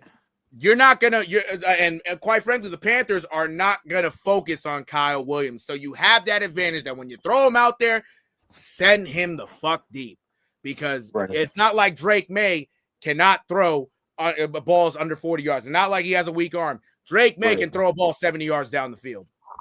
If you just get him going, if you just let Kyle Williams, Kayshon Boutte, whoever stretch the field, good things should happen with Drake May's accuracy. Yeah. I think Drake May goes over the 200-yard plateau. I do, again. Now, in terms of Bryce Young, if he can attack this Patriots defense consistently with guys like Tetairoa McMillan, guys like Xavier Legette, who should finally, hopefully, he can get something going because he's looked like shit the first few weeks. Eating too much rat going. If they can get it going, and those guys right there can help out Bryce Young, and Bryce Young also doesn't start seeing ghosts and whatnot. Bryce Young, this could be a stepping stone in Bryce Young's game if he can upset the Patriots. If Bryce Young upsets the Patriots in New England in a game where a lot of people don't think the Panthers have a shot, you might start to look at Bryce Young, especially for the last couple weeks, beating the Falcons last week 30-0. You might start to say, okay, maybe this kid's starting to take another step like he did at the end of the year last year. All it is with Bryce Young, he has to be consistent and he has to have the confidence. If he's just going out there most of the time bullshitting and just throwing shit, hoping guys can catch it, or just throwing shit just to get out the pocket, so on and so forth, then he's not. Then he won't ever get into the upper echelon. But if he at least starts to play with some consistency and some confidence, he has a shot. But in this case, me personally, I think Drake May got it, and you would hope the Patriots defense steps up enough that it makes Bryce Young's day a living hell again. I'll be real. Hey, y'all not going to like this. Okay. But this is where I'll start my week 4 picks before we dive into the whole slate here. So for those of you that are obviously watching, listening, clap it up real quick for our audience. Yeah. Shout out you guys for sticking with us this whole time, bro. Shout out Nero for putting on a great show for you guys to be able to be here for us today at the Bay State Media with What the Hell is Happening in Sports. And with that being said, I really do have the Panthers in this game. And let me tell you why. Okay. I love Drake May. I just don't think they've surrounded him enough with weapons that fit his age group. That's fair. And let me be very, very clear about this. Drake May is suffering at the hands of poor decisions made before him. Yeah. I don't think that Kayshon Boutte is as bad as he was advertised in previous years. I don't think that Kendrick Bourne leaving was a good idea. Yes. I don't think that this offense, now at this point, as to what we've seen, can beat a round 1 team. Yes. I think this offense and this team is good enough to make the wild card. If they can fight with the Colts all year, then it is a possibility the Patriots get there. Right. But the only reason why I don't see the Pats getting to where they should probably be at is because I don't think Drake May is the problem. I don't think Will Campbell's the problem. Letting go of Jabril Peppers was a big mistake. Yeah. You saw it I don't think a lot of people would agree with that. But we are seeing where we are struggling. And I think Jabril Peppers could have 100% contributed to the ongoing problem in the secondary and what we are seeing from this Patriots secondary. And it's sad to me that I have to bring it up in that obviously negative light. But I think it's also a testament to how well the Patriots front seven has played throughout these first 3 weeks. And this front seven is formidable. And forget just the front seven, the front four. And I think that front four has a lot of lethal work to do. But the thing about that lethal work is how much are they willing to sacrifice? And I think Will Campbell is a tone setter. Right. Now, for those that don't know, Will Campbell's pressure rate stats are amazing. We'll get into that on a different pod for you guys upcoming tomorrow morning. You guys will see it. But I think with that metric and using those metrics to understand how the Patriots offensive line is operating is another big hole on this team as to what we've seen the first 3 weeks. And Aaron Rodgers, who can't move, still put up 21 points on this defense where they had no business on paper giving up 21 points. And Alabama just dropped the ball. Nice. But sorry. Ryan Williams. With that being said, I think the Patriots, like Ramondre Stevenson, can't drop the ball anymore. There's certain issues with the Patriots, including what I just mentioned. There's certain schemes that have to be worked up. And I think Matt Patricia could have definitely been back here to be used in this fucking situation. Can you imagine if you put Mike Vrabel, Matt Patricia, and fucking Josh McDaniels in the picture, like running the show? That's scary to look at every week as a coach. You got to go up against these masterminds who they are literally designed to drop plays and drop everything against you to make sure you don't succeed. Mm-hmm.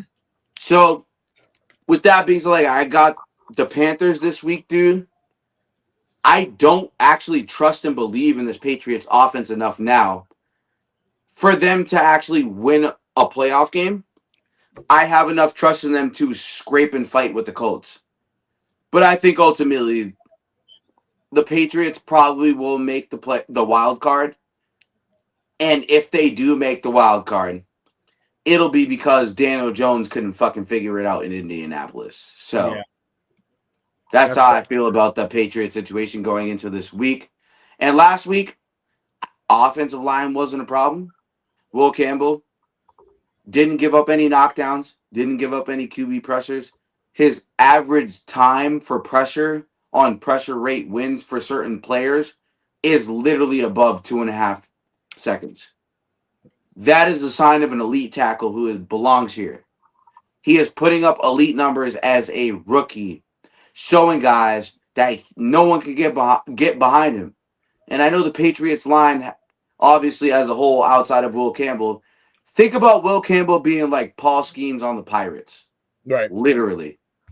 It's like the Lamborghini. You have a fucking Lamborghini and you have no idea how to shift the fucking gears, nigga. For real. You have no idea. So no, it's literally the like the Bugatti or Lamborghini in the fucking shitty house meme. Yep. Yeah. Like you're here at this house that's a 1-bedroom house, but you own this car. Why do we own you when we don't even know how to use you? Exactly. I just think Will Campbell, in terms of that LSC offense, was a very pass-heavy offense, but I also think Will Campbell was an excellent fucking run blocker, and we're not utilizing the guy enough on swing plays. Swing that man out to go get out in open space. He's a fucking athlete, bro. He's slimmed down. He's 6'6", fucking 300 pounds, and he's a slim 300. He's a muscular 300. He's not a fat Vince Wilfork 350. Like, he can go and move. Go put him in positions to make plays downfield where he can go and block. And if that means read option with Drake May, or I don't know why the Pats haven't opened their mind enough to do triple option with Antonio Gibson and Ramondre Stevenson. Why? Open up the fucking playbook. Why? Do it. Demario Douglas, fucking Keyshawn Boutte. Set up your guys to get the ball in fucking space, bro. Hunter Henry's going to be the possession guy. That's fine. They're going to account for that. Go put these other guys in positions to win off the line. If I'm a receiver and I'm sitting there and I'm on the team and I'm on this team, I know I have to win off the line. But if I win off the line, it can't be seen, or the scheme isn't run enough to a point where I can be seen. Why am I running the route I'm running? Indeed. So I think that's a problem. I think that's something that the Patriots definitely have to straighten out. So, No, absolutely. Yeah, no, honestly, like, yeah, the Patriots, obviously, it's more of a continued rebuild. You got some young guys. You still got some veterans in the Hunter Henrys, the Michael Wenu, so on and so forth. Austin Hooper, With them also, like even Amari said, utilize, like, as Josh McDaniels is the offensive coordinator, you can, and he's utilized 2 backs and whatnot. You can start with it. You can start throwing out different shit. Yep. You're an offensive mastermind. You see what the Chiefs, and I'll show love to Amari's Chiefs. You see what type of shit the Chiefs run. A lot of the shit, you look at it, it's like, yo, what the hell is this? End around, right? End around. Matt you know what I'm saying? Like end arounds, fucking flea flickers, that pitches. was before Matt Nagy came here. Shout out Eric Bieniemy. Eric Bieniemy, exactly. And you see it in the past. Josh McDaniels. Shout out Eric Bieniemy. He's the one that built our house. He built our house. I don't fuck with Matt Nagy as a Chiefs fan. Fuck that nigga. Yeah. I saw what he did to Chicago. Fuck that nigga. Fuck that. Exactly. I'm all set. Exactly. But you could do that with a team like this. Like this like in the NFL now, you're not going to always see, I formations. You're going to see a lot of freaky shit, respectfully. Yep. Like you can Josh McDaniels as a coordinator, he's been in the NFL for years. He's picked up on different stuff. Use it. Use it to your advantage. You got it. You don't have Tom Brady as your quarterback anymore. You got a young guy in Drake May who is far more mobile and has a way stronger arm. And that says something compared to Tom Brady, for real. Like you can do different stuff. Just have the confidence to try it. You like it's gonna if you can do what you got to do, but add in some different flavorful stuff because once guys start getting comfortable with it, once you use guys in certain positions that can make these plays and run these plays, it'll benefit you. Don't be afraid. Yep. Absolutely. You know what I'm saying? Don't be don't be in the norm to just use the regular stuff. It's okay to be different. It's still early on in the year. You don't want to try nonsense by the end of the year if you still haven't figured out. Figure it out now. You can use it. You know what I'm saying? Practice it. Like, come on. Like, there's talented guys on this offense that need to be used. But at the same time, you have an offensive mastermind that can cook up these plays, and I just feel like it hasn't been used yet. It needs to be used. Start with a team like the Panthers. It's not like the Panthers are the Chiefs, or the Eagles, or the fucking, the Chargers, et cetera, et cetera. Not like the Ravens, I should say. Not the Blues. Yeah. It's not like a team that is in the upper echelon. This is a Panthers team that is in a similar spot to you and just a tad bit less. You know what I'm saying? Use it. Start doing the different stuff. Play to your quarterback's strengths. If you don't, you're just going to hold him back. And if you hold him back and he doesn't reach his full potential, you're going to look back at him like, oh, maybe we should have did more. We should have did this. We should have did that. Do it. Don't think that you should do it. Do it. Simple. It's simple, but you can say that not even just about, you can say that with a lot of these other teams too. But come on, like use Drake May's abilities to your strength. It's simple, man. I tell you, it's simple. I know Amari walked away. No, you're good. I'll be right back, bro. You're straight. You're straight. But and I know we've done a lot of. Gotta go check on something real quick. I'll be right out my door. No, you're straight. I know we talked a lot about the Patriots. I know we'll get going through this. We're close to the 2-hour mark. I appreciate everybody for tuning in, by the way. I know we started with the Vikings and whatnot. We might as well just move on. Commanders, Falcons. Again, for the Commanders, Jaden Daniels and Terry McLaurin are out. The Falcons obviously just got their ass kicked last week. Marcus Mariota is the starter for the Commanders. Who do you got? And this is also a low-key Marcus Mariota revenge game against his old team. How do you think this plays out, everybody? What's your thoughts? Commanders. To be honest, I feel like with the way Marcus Mariota played against the Raiders last week and how the Commanders just kind of looked, I feel like they'd be all right against the Falcons, who are kind of struggling, coming off of a 30-0 loss versus the Panthers. So I mean, I feel like the Panthers just look more convincing at the moment than the Falcons. That's fair. That's fair. No, any thoughts? Yeah, I don't know. It's kind of a weird game, right? Fucking boring matchup. Yeah. Like it's really Michael Penix versus Marcus Mariota. Like it's yeah, I don't know. Yeah, I feel you. I think I don't know. That's hard. It's hard. I might go with the Falcons though, just because you can see what sort of the things that Bijan Robinson, Drake London, Kyle Pitts can do. But and they were finally able to get rid of the real problem. Was Younghoe Koo, who was like, man, that guy was absolute ass. So like they actually have a kicker now who can actually get you fucking a field goal or an extra point. So I don't know. I don't know. I think it'll be by like a field goal or something like that. Either way.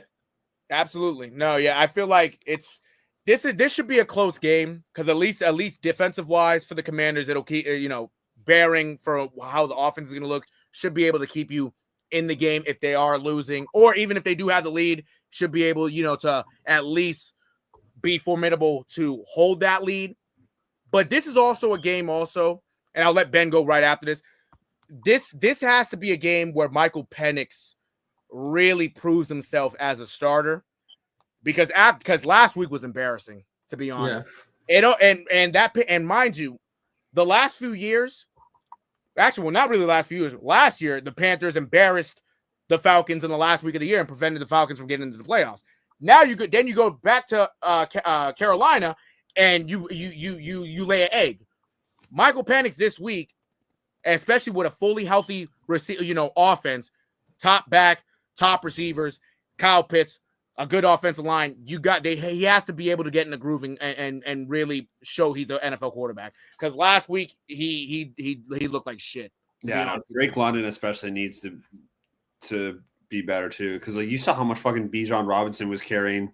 Yeah, has been carrying the Falcons alone this year. Yes, and you don't want to wear him out early too. Because I tell you. Because running backs, you got to be careful with. You do. Because again, and you guys know this too, because we've seen it a lot in our lifetime. You wear a guy down too much, something's gonna happen. You saw what happened to Derrick Henry back in 21, when the year after he ran for 2,000 yards. The first 10 games he was doing great, and then he broke his fucking foot. Boom. Yeah. You look at Bijan Robinson, he's one bad hit away from getting fucked up. Bad.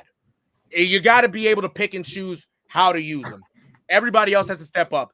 And I like what Noah said, because Drake London, he had a good year last year. He's been slow the first few weeks. He was amazing for me in fantasy. Absolutely. I feel you. I took Tyreek Hill as my wide receiver 1, and he was ass. So yeah. Good. It was a good thing I had Drake London, because I would have been absolutely fucked last year in fantasy. I feel you. And quite frankly, the season's still young that he can get to those type of numbers again. Yeah. The season's not over. It's still early. But you got to start now. You can't you got to win these games now in order for you to be set up well by the end of the year. Especially with how mid the NFC South is. Yes. It's really you or Tampa that are the only ones making even a push for a playoff. Absolutely. It's nobody else right now. So, Atlanta, honestly, this got to be a get right game for them. But the Commanders have enough talent on defense, especially to at least limit that offense. But if I'm the Falcons, you got to really up it a notch at home. It's a home game. It's not like you're going Landover, Maryland. You're in Atlanta. You got to actually do something. Yeah, even on the Commanders' offense, what version of Deebo Samuel are you going to see? What version of Zach Ertz are you going to see? Right. Honestly. That's and you're absolutely right too, because with Terry McLaurin out, you would honestly want Deebo Samuel would have to be more of the guy you would honestly go to, obviously because of the skill set he brings. Put him in the backfield, line up in slot, whatever, so on and so forth. He has to be the one to be the catalyst to at least get things going. Because you got Chris Rodriguez in the backfield, you got Bill McCorsky. Like, you got those guys, but Deebo Samuel is a veteran that has proven himself, that has the capability of leading an offense, especially in a week that he don't have Terry McLaurin. Yeah. He has to, in order for them to win, he has to be one of the catalysts. If he has a quiet game, it's not going to do him no justice. It's just going to be, it's really going to look like, okay, you see why this 49ers got rid of him. You know what I'm saying? And he's done well, but he has to be the guy this week. If he's not the guy, I don't know. I mean, like, what version of him are you going to see? Are you going to see like 2021 Deebo type of numbers? Or are you going to see wherever the hell last year was, where he clearly did not care? Absolutely. And was hurt all the time too. Absolutely. Yeah. Yeah. He couldn't stay healthy. Yeah. And he's another one that, especially how he started the year too, because I think even in training camp, it wasn't crazy, but I know he had a little bit of a hamstring issue within the first couple days. It wasn't a pull or nothing that helped him out, but he's another guy that he can get hurt easily. Like, and Noah just said it. He can step wrong. He can get his ankle rolled up. He can get hit in the knee. You know what I'm saying? Like, he's a guy that you don't like. He's one. Anything can happen at any time. Exactly. Yep. Exactly. And I tell you, like, and again, but even how Noah said it, and even Ant said it, like, this low-key could end up being a snooze fest too. You don't know what you're really going to get out of this game. No cap. So, Steelers, Commanders, Falcons, I think are both going to be fucking boring. Yes. Indeed. So what I was going to say is, like, I have the Commanders because the Falcons got fucking smacked by the Panthers last week. And then we know the Panthers and the best team. They fucking got shut out. The Falcons is going to single point against the Panthers of all teams. Right. So that's why I have the Commanders. Yeah. No, absolutely. No, but you're absolutely right. Like, the Falcons are a talented enough team that they shouldn't lay an egg. Honestly. Yeah. Especially who you have in that backfield, who you have at your starting running back. And you could even say what is backup to in Tyler Algier. You mean to tell me you couldn't put up 7? You couldn't put up 14? Even 3. Exactly. You couldn't even put up 3 points? Come on, man. Yeah. Like, that was bad. I will say a final note on this one. At least score 3 points. At least score 3 points. At least start out with scoring 3 points, or even so, start by scoring a touchdown, and then go from there. If you lay another egg this week, don't let Bobby Wagner have a legacy game. Exactly. Or who knows? Bobby Wagner could end up having a legacy game, going crazy, picking off a pass or two, having some sacks. It can go. He's been in the league for a while. Exactly, it can. Honestly. And like, even though I know Noah mentioned too, the Bills Saints game, I think we already know who should got that. So I'm not even going to stress on that. Lions and Browns. The Lions should win the game, but I know the Browns defense can really cause problems. Browns defense can really be sneaky good. Yes, like, really, they have caused problems. We've seen what they did to the Packers. Yeah, I know. It's the Browns defense, which has proven to be a top 5 unit before, or it's the Detroit Lions offense, which was the number 1 scoring offense in the NFL last year. Right. It's still a good offense on paper without Ben Johnson calling the shots as OC. Like, look at what Amon-Ra St. Brown. He's been killing it so far. Right. Gibbs is a little bit overrated, but he's still a good fucking running back. Montgomery, good red zone threat. Laporta's a serviceable tight end. Jameson Williams, he's been a little bit slow, but he's still a very good number 2 receiver. Absolutely. Yeah. Goff, he can win you games. He's not, I think there are better quarterbacks than him, but he can still win you games. Absolutely. He's got a great set of weapons. Mm-hmm. No, for sure. And again, like you guys said, also like the Lions skill players are, it really is probably, I want to say maybe top 3 in the league. Looking at everybody, just looking at who they have at skill positions, who can stretch the field, 2 dynamic running backs, Sonic and Knuckles. That's a team right there that it could very well top 3, top 4. You know what I'm saying? But I honestly feel as though, especially out of all of them, Jahmyr Gibbs has to really get going. Jahmyr, like, you got please for my fantasy team, please get it going. No, he really did. Like, 3 yards a carry so far this year is not going to get you anywhere. You know what I'm saying? And he has to find a way. And I know, again, this Browns front is tough because you got a Hall of Famer lining up on the edge. You do. Yeah. But you got a young stud in Mason Graham who's shown flashes the first few weeks. This offensive line who played well against the Ravens, they gotta open holes for him. But Jahmyr Gibbs has to turn it up a notch if he has open space, because he's getting tackled easily. And also, for the most part, you know what pisses me off? A lot of the times he's running backwards for no reason in the first couple games. He's trying to do too much in the backfield where he just has to run straight. If he just manages to run fucking straight and get positive yards, okay, fine. But if you spend so much time running backwards, trying to juke, like, yeah, it's not going to help you, bro. It's not. Like, was it, on Monday Night Football, like, against the Ravens, Montgomery did pretty much everything that was good. Like, exactly. I think Gibbs had one touchdown, Montgomery had 2. Yeah. So, like, exactly. The Montgomery definitely outshined Gibbs. And for now, like, Montgomery has to, like, not the starting spot because that's obviously Gibbs. Right. But Montgomery is definitely the better one right now. That's fair. I think they both ended up with 2 touchdowns at the end of the night. Let me check real quick. Yeah. More yards. No, facts. Yeah, Montgomery. And that's the thing also. Who would have thought David Montgomery would have had over a 50-yard run in the first few games than Jahmyr Gibbs? Yeah. You know what I'm saying? Like, I know. And don't get me wrong. Montgomery is they both had 2 touchdowns. I was wrong. Exactly. But Montgomery, he's for his in his own right, he's a good running back. Like, he's actually, like, he's one of the better ones in the NFL. You know, he's underrated. So good. He's a great backup. He really is. Like, you mean to tell me David Montgomery would have a 72-yard run over Jahmyr Gibbs in the first couple weeks of the year with Jahmyr Gibbs' speed? That's crazy. It's nuts. Like, the kid has all the talent. We know what he can do. Right now, he is. Noah's not wrong. Like, right now, I'm not going to say he's fully overrated, but he's, like, in the comparing guys in the first few weeks, he's in that category because he should be doing a lot more. You know what I'm saying? And I know he went up against a tough Packers defense that first week. The second week, I know, you know, that obviously the Bears were obviously keying on him. That's fine, but he has to get it going because him getting it going really makes this Lions offense dangerous. And we saw how it was last year when he was hot. Number one scoring offense in the league.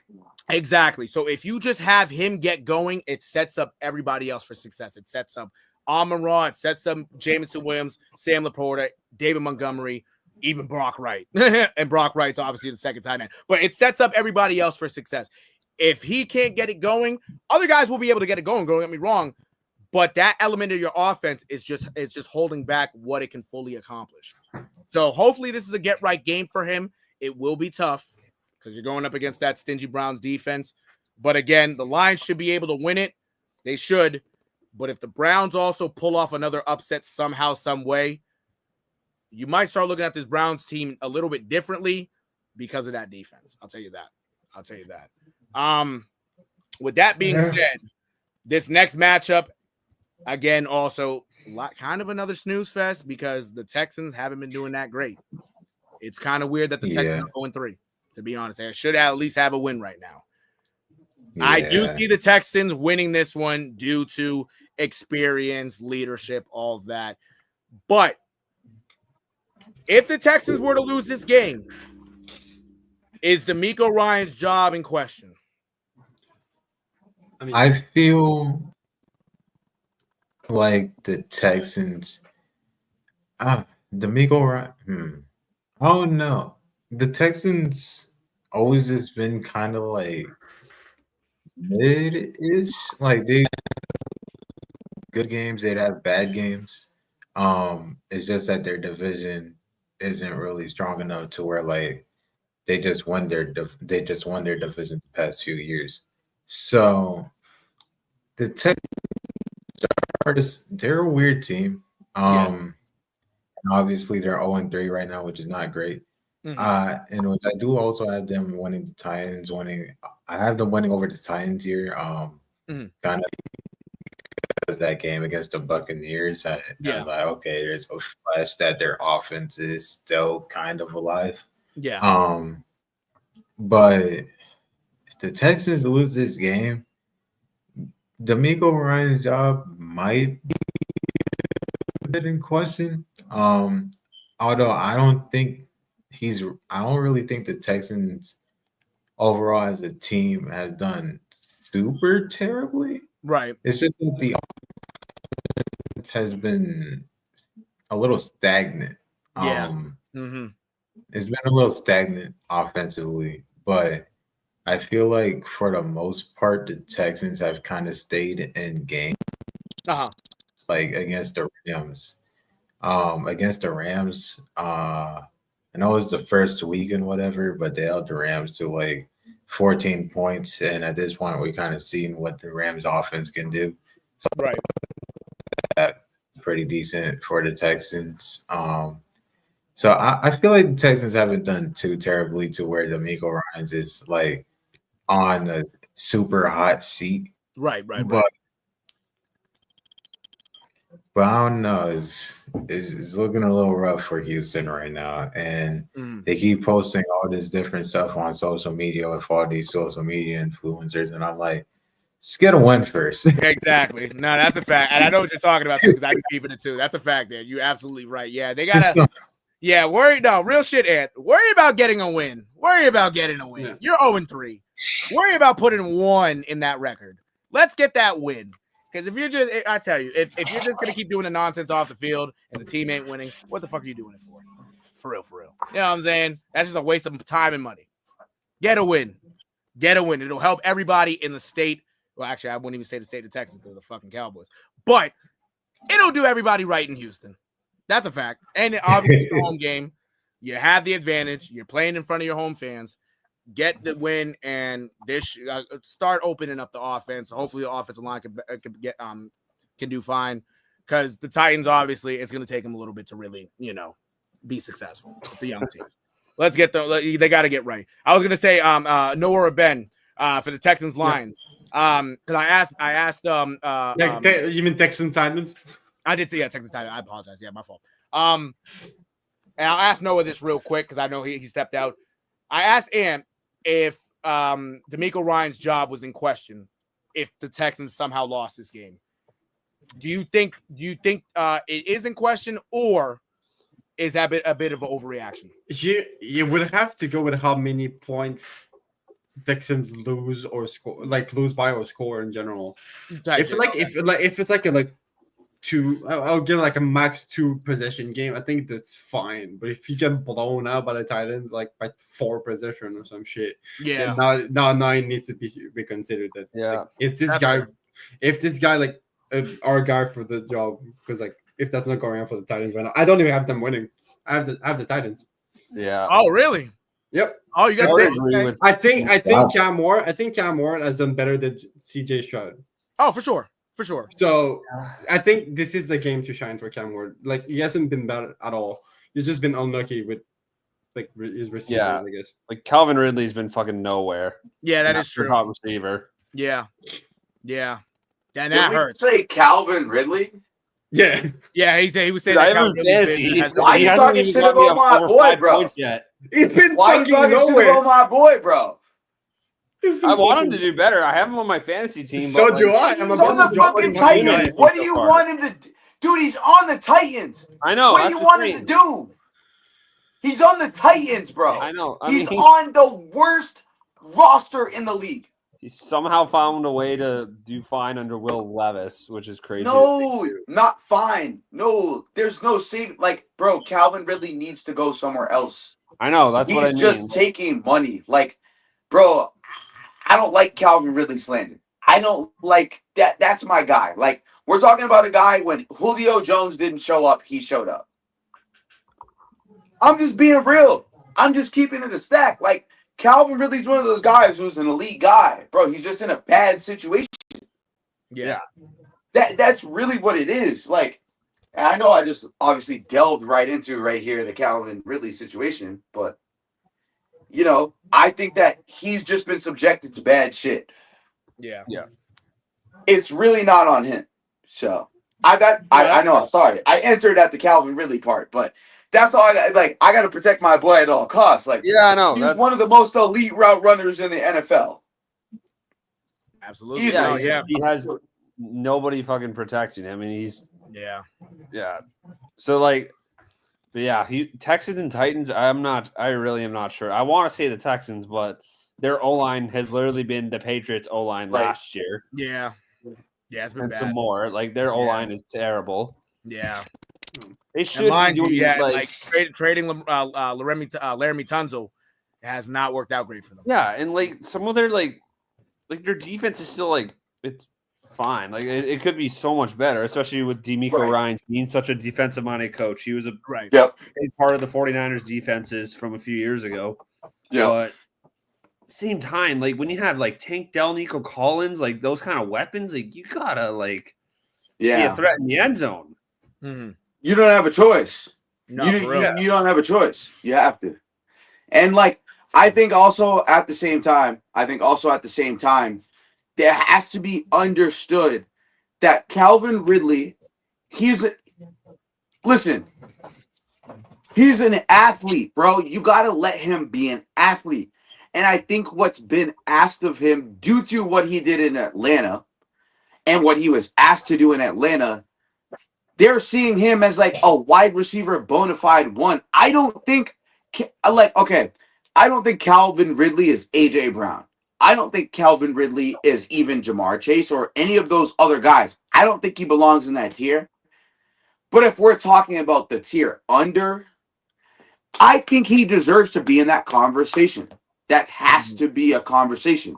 It has to be something that we have to sit here and look at the stats, because it's true that he has been able to prove that even if in a situation, if he's not the wide receiver one, or he is not someone in a certain situation that might get the ball first, he is at least enough of a threat, or a threat enough to literally impact the game and take people to places that I don't think defenses understand, that Calvin Ridley can run every route on the tree.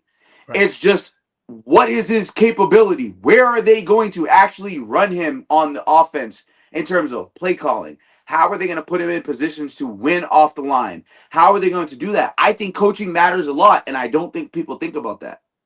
And I think Calvin Ridley has been subjected to, outside of Atlanta, he's been subjected to bad coaching. Yes. That's been an issue. And I think that with Cam Ward being able to sling the ball and get him the ball wherever Cam Ward really necessarily decides to get him the ball, I think that that's a big advantage for him. A young quarterback who's a strong arm, and just Cam Ward's willing out. We've seen it. He's out there taking risks. He's not scared. He is slinging the ball all over the field. He is putting his guys in position to win. And I think that Calvin really might not be right now in the best position to win, but we might need to start talking about like where certain players are, that if the situation we're looking at with Calvin Ridley, where can we look at other guys across the league and say where their situations are at, and how can we look at that? Because Kayshon Boutte and Demario Douglas are two guys I look at, and you can't sit here and fucking tell me you'd have those two guys rather over the latter. If you're gonna sit here and tell me you'd rather have Kayshon Boutte and fucking Demario Douglas over Calvin Ridley, like you lost it. Like I don't even know what to tell you. Like I don't even know what to tell you. No, I'm taking Calvin Ridley as well, but it's just I think Drake May needs a real target. Like Stephon Diggs is not a real target right now. I don't care what anybody says. He's a shell of himself. No, I'm watching it on the All 22. When you guys see us and we do our film breakdown, you guys will see it. I still fucking hate very there. I don't care. It's apparent. He's just not the same guy. It's sad. He's not the same guy. Noted problem in locker rooms too. Like there's that too, and then the whole stuff with the fucking pink salt in a baggie and all this other shit. Like, dude, like I gave bro the benefit of the doubt. I tried. Noah will tell you. Nero will tell you. Ant, Ben, everybody. We're on the group chat. They will tell you. I tried to give him the benefit of the doubt. I really tried to believe, like, okay, you know what? It's the off season. You know, he's dating Cardi B. Wild situation. About to have a fucking kid with her. Okay, about to have a kid. Like, okay, he's just having fun. Okay, cool. Mm-hmm. No. Come to find out, like, Mike Vrabel has to go up there and be like, oh, well, you know, this situation doesn't concern us, and we all want to hold our players accountable, and he's very aware of what the situation is. No, nigga, because look at how the fuck he's fucking performing right now. So you mean to tell me that he's performing the way he's performing just because? Like, no, it's very clear you overpaid this man. He hasn't made a wide receiver one impact in the first 4 weeks all year. It's a sad thing to think about. It's a sad situation, but the Patriots have to start looking at these situations and understanding that these situations might not be the best of situations for them. Because you can't have a guy like Stephon Diggs going around thinking he can just do whatever the fuck he wants. It gets to a point where you have to actually put your foot down. And I'm not sure Mike Vrabel did that. Mm-hmm. And maybe he did it behind closed doors. I could all be wrong about this. I could. But from what I've seen so far and what has been presented to us, I can only take that into account. And what it seems like to me is that Mike Vrabel has control of everybody else but Stephon Diggs.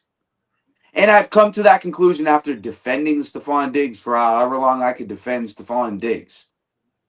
And I think it was a good situation for Drake May to have a guy out there who's a fucking decoy, because that's all he's been, is a fucking decoy. It just gets to a point where you start to think, like, is Calvin Ridley the product of what Drake May is a product of in the Patriots offense and all that? Or is he a product of, okay, I was on a championship contending team and I showed up for Julio Jones when he was injured and yada, yada, yada. Like, I don't know if he's riding off the coattails of that, but it seems to me he might be. He might be. And that might very well be an issue if the Patriots go to sign Calvin Ridley. Look at how many guys have taken the money recently and have not lived up to expectation. No, we've seen it. The NBA has been the prime example for us recently. The NBA has been the prime example. And the following suit benefactor has been the NFL to prove these things to be a fact. And that's why, I think also Calvin Ridley has a lot to prove this year in terms of just being a number one target for a young rookie quarterback to go in a contract year. Yeah. I think this is the last year of his contract. If I'm not mistaken, he will be a free agent this year or the following. Yeah.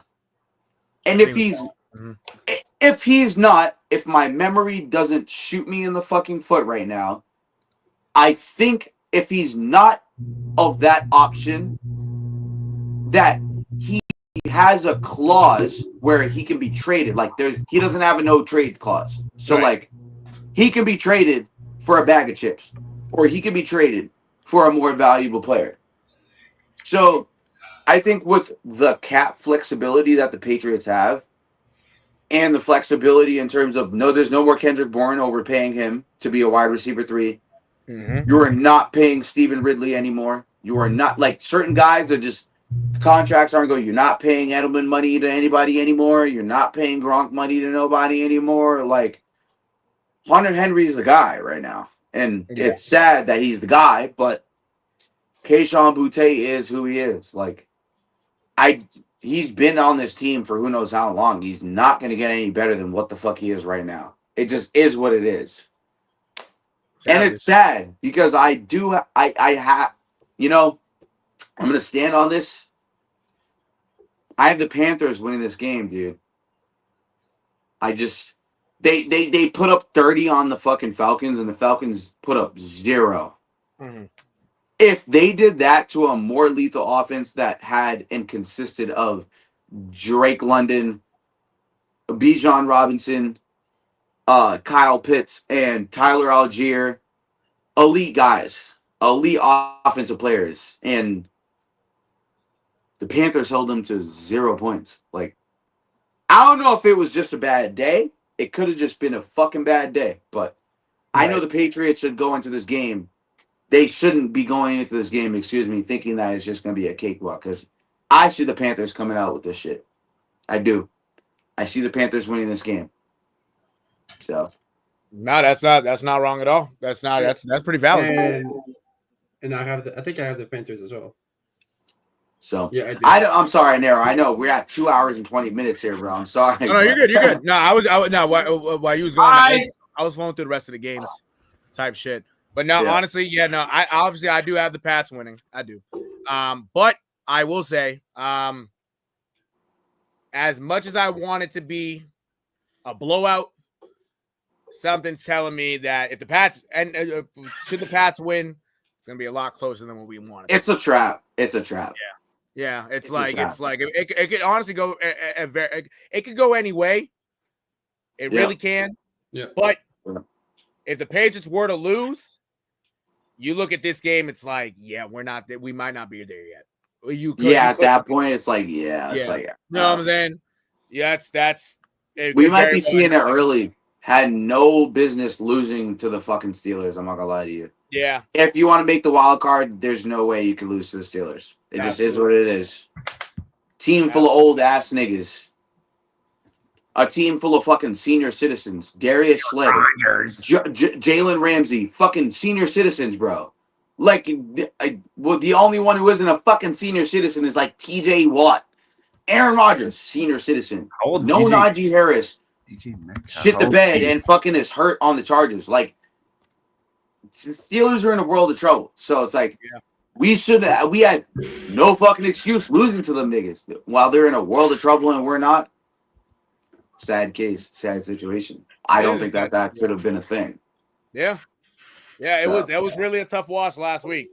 You just hope for it to be better. You really do. Because I tell you, last week it was a tough watch. 24-17 Penn State over Oregon, chat. And Alabama, Georgia is 24-21 Alabama. It is. I'm watching it right here. I have it on my TV as well. Yes, indeed. I will strumming it to this fucking game. Strum it. Big T, as Big T would say. Yeah, no, facts. I tell you, and before we keep on going, for Oregon to blow a 17-3 lead. That's fine, Hey, I'm gonna tell you. Yeah. This was my take the beginning of the year too. Dante Moore was a question mark for me when it came to Oregon. Yeah. In terms of how he can move the ball and what his strengths are, he's an athlete who likes to use his legs a lot. Yeah. I don't think that translates to a spread offense very well. You saw Dylan Gabriel go fucking 14-1 with this Oregon team. Like, come on, dude. Like, if Dylan Gabriel, a guy who minimal used his legs, set the guy up to win, and I don't think they set him up enough. Like Dante Moore, they're not utilizing him the right way right now. So this game is a very eye-opening game to me. It is a very as I'm watching it on the TV, like it's a very eye-opening game to me. So yes, exactly. And and you're up 17 in the third quarter, and to blow it like that, pitiful. Hey, anything happens in Happy Valley when that whiteout's out. That's a fact. I'm gonna say one thing. We ready. We ready. All right. You already know. Penn State, baby. Hell yeah. Shout out to Penn State. Yeah, someone's even saying it in the chat. Yep. Penn State, baby. That Drew Aller's my guy. For those who don't know, I'll reiterate it real quick. For those who don't know and they haven't seen it on a couple of the other pods, but Drew Aller is my number one guy off the board. He has the intangibles. He has the Josh Allen makeup. He is a physical, strong guy. Can evade sacks. Can stiff arm sacks. Has the arm strength to throw fucking 70 yards downfield, air yards. He has the intangibles. And for those who don't understand what intangibles means, he has the things you can't teach. He has the things he was just born with. And you have to take that into account. Although I do think, actually, you know what? I'll keep it real quick. I'm sorry, Nero. I'm sorry. Keep it real quick. No, you're good. You're good. The LSU Tigers, today, it showed me Garrett Nussmeier has a way to go. Drew Aller, if he can come out in this game and dominate, I don't know who's watching the game or whatever the case may be, but if Drew Aller can come out, dominate Oregon, be in a place where he puts himself and solidifies himself in terms of a top 5 draft pick with this game, because they will go back and look at it. If he can do that, I have no doubt in my mind Drew Aller is going to be the first quarterback off the board. I said this last year. In Discord all year long. I said this last year in Instagram chats. I said this last year. Drew Aller will be the first quarterback off the goddamn board. Because if Josh Allen, Josh Rosen, and some of these other guys went before Lamar Jackson, who won a fucking Heisman and didn't get picked due to fucking race. Shit, Ball down. Oh. Uh-oh. I think his phone died, Chad. I think his phone died. Drew Aller's on a plus 450 right now on Fox Sports to be the number 1 overall, with Neusmeyer being a plus 360. I mean, a lot's going to fucking change because obviously Arch Manning was the top. Yeah. Going into here now, he's a plus 1,400, but we've all known he's just a fucking Nepo baby. Yeah, no, exactly. But I mean, that's the thing. College football, anything could change. Like, Shedeur Sanders this time last year was the clear and obvious number 1 pick. Then right, jump in the fifth round. We're saying Abdul Carter at one point. So depends on who has the first overall pick. In the draft. So yeah, but way too early for that. So I know we gotta wait till at least week 14. Exactly. That's a fact. Yeah, no. Once it really starts getting down to the college football playoff and bowl season, exactly. That's where you'll have a better idea of who it should be. But again, like Noah said, and even Ben, it depends on who's drafting. It depends on who's drafting first. Because again, if it's a team that already has a young quarterback, whatever, you want to go a different position, fine. But if it's a team that need in the draft for NFL, exactly, like in hockey, sorry, I cut out Chad. Is you can at least take best player available. Yeah, and you'll still be fine. Like look at Crosby, and Malkin with the Pittsburgh Penguins for all those years. They're both centermen, and it worked for them. They won 3 cups. It's not the same. It's not the same. It's not the same. Best player, bro. You can't compare football to hockey. It's not the same. We're talking about the drafts now. It's obviously not the same. Oh, then even farther. That helps my point. It's not the same because in hockey or in basketball or in baseball, the NFL is a very bro. There's so many. Listen, you only get so many practices. You only get so many games. The NFL is a very "what have you done for me lately" type of environment. It's not like where you're looking at the Bruins, where Fabian Lysell has been playing in the NHL till he's 25 years old. There's none of that in the NFL. You are expected to contribute day one. Look at the pressure Travis Hunter is facing. They're calling the kid a bust already. It's sad, but he's shown in these first 4 weeks, these first 3 weeks, he can play both sides. He has shown that.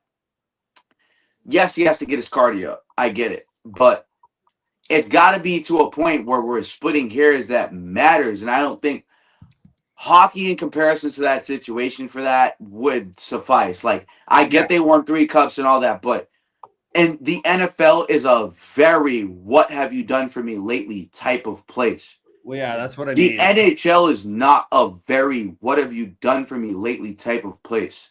Mm-hmm. It's not like that with young guys. Right. To just be more specific, not veterans and Crosby and all that.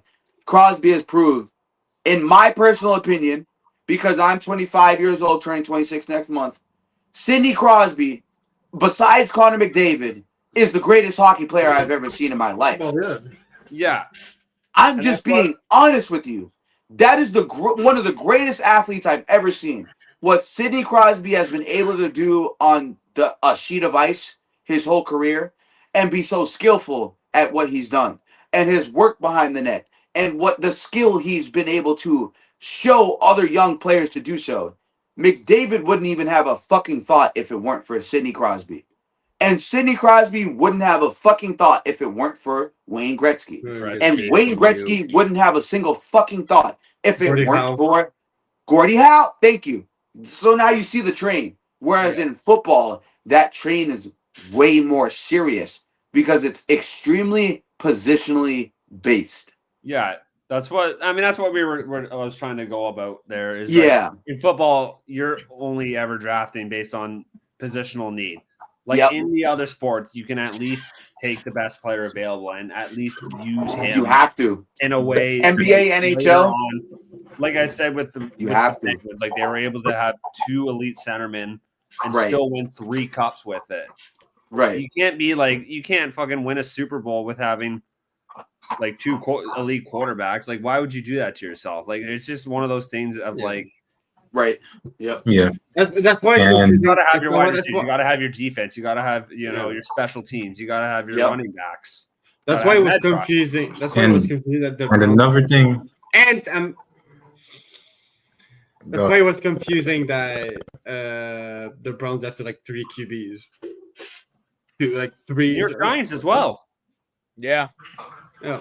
Yeah, but the Browns and the Giants, it's not a question of roster; it's a question of front office. So. Yeah. Well, another thing is too. It's totally On a side different note, with who's those starting with for the those Browns two tomorrow? Is it teams. Dylan Gabriel or Joe Flacco? I'll the be real backup? with you. Flacco has no reason not to start after they just fucking beat the Packers. Like, I'm just being real. And There's another thing. Hey, I'm gonna be honest. Yeah. There's speculation Green Bay sold that game. I'll be real. I don't believe it. This Brown defense has already showed me against Joe Burrow and a couple other teams that this defense is as elite as it has been every year, barring injury. Grant Delpit, Newsome, what's his name, dude? It is Flacco, by the way. So yeah. Why am I blanking on? Ward. Why am I blanking on Miles Garrett? Ward. Jeez, Miles bro, Garrett, I'm sorry. yeah. I'm sorry. Fucking Why am I Famer blanking on there? Miles Garrett, yeah. Can't blank on literally probably the best defensive player other than Aaron Donald ever to fucking play football. Like, sorry. I'm sorry. Miles Garrett, Grant Delpit, Greg Newsome, fucking Denzel Ward, dude. Mm-hmm. David and like this roster has talented players. The problem is Kevin Stefanski is a fucking airhead. He's a not a good coach. Sorry. Trying to clean up my language. Trying to clean up my language for YouTube. He's not a good coach. He doesn't strike me as a guy who wants to actually win something and do something enough to a point that makes me believe he can take a team like that with that Mets talent to a playoff. He had Odell, Jarvis Landry, Elijah Moore, I know, fucking Baker Mayfield, Miles Garrett, Grant Delpit, Greg Newsome. The list fucking goes on. I can't give you more of a list than what the Browns have had to actually be successful. And now they just went 0-16, like not even 10 years ago as well. Literally, I was just gonna say less than 10 years ago, you took the shout out y'all. Clap it up for y'all real quick. Analysts, you guys love to kill it out here. I will say that. You guys love to kill it out here. But I have NFL news. Yep. Talk to me. And you're a Ravens fan. I'm gonna beat your ass this week. But it is about the Ravens. You guys suck, and we're gonna beat you this week. Isaiah Likely, who was listed as questionable for Sunday, is expected to play and make his season debut versus the Chiefs. And guess what? Hey, fuck. Mark Andrews is fucking ass. And guess what? Yo, let me tell you something, Ben. We don't give a fuck, nigga. We don't give a fuck, boy. Yeah, because you guys are playing each other. Yo, bro, guess who we got next week? Xavier Worthy, because he's fast as fuck, boy. He's fast as fuck, boy. Ravens are wait until he gets his shoulder blown out again. I don't give a shit. We're going to shoulder you into fucking next week with that losing record. Thank you. Man, You have a losing record. Yeah! Xavier Worthy going to shoulder you right into another L column next week. You see my eye? Yeah. You see that, Ben? You know what they call that on Guitar Hero, GarageBand? All that? The eye of the tiger. Okay,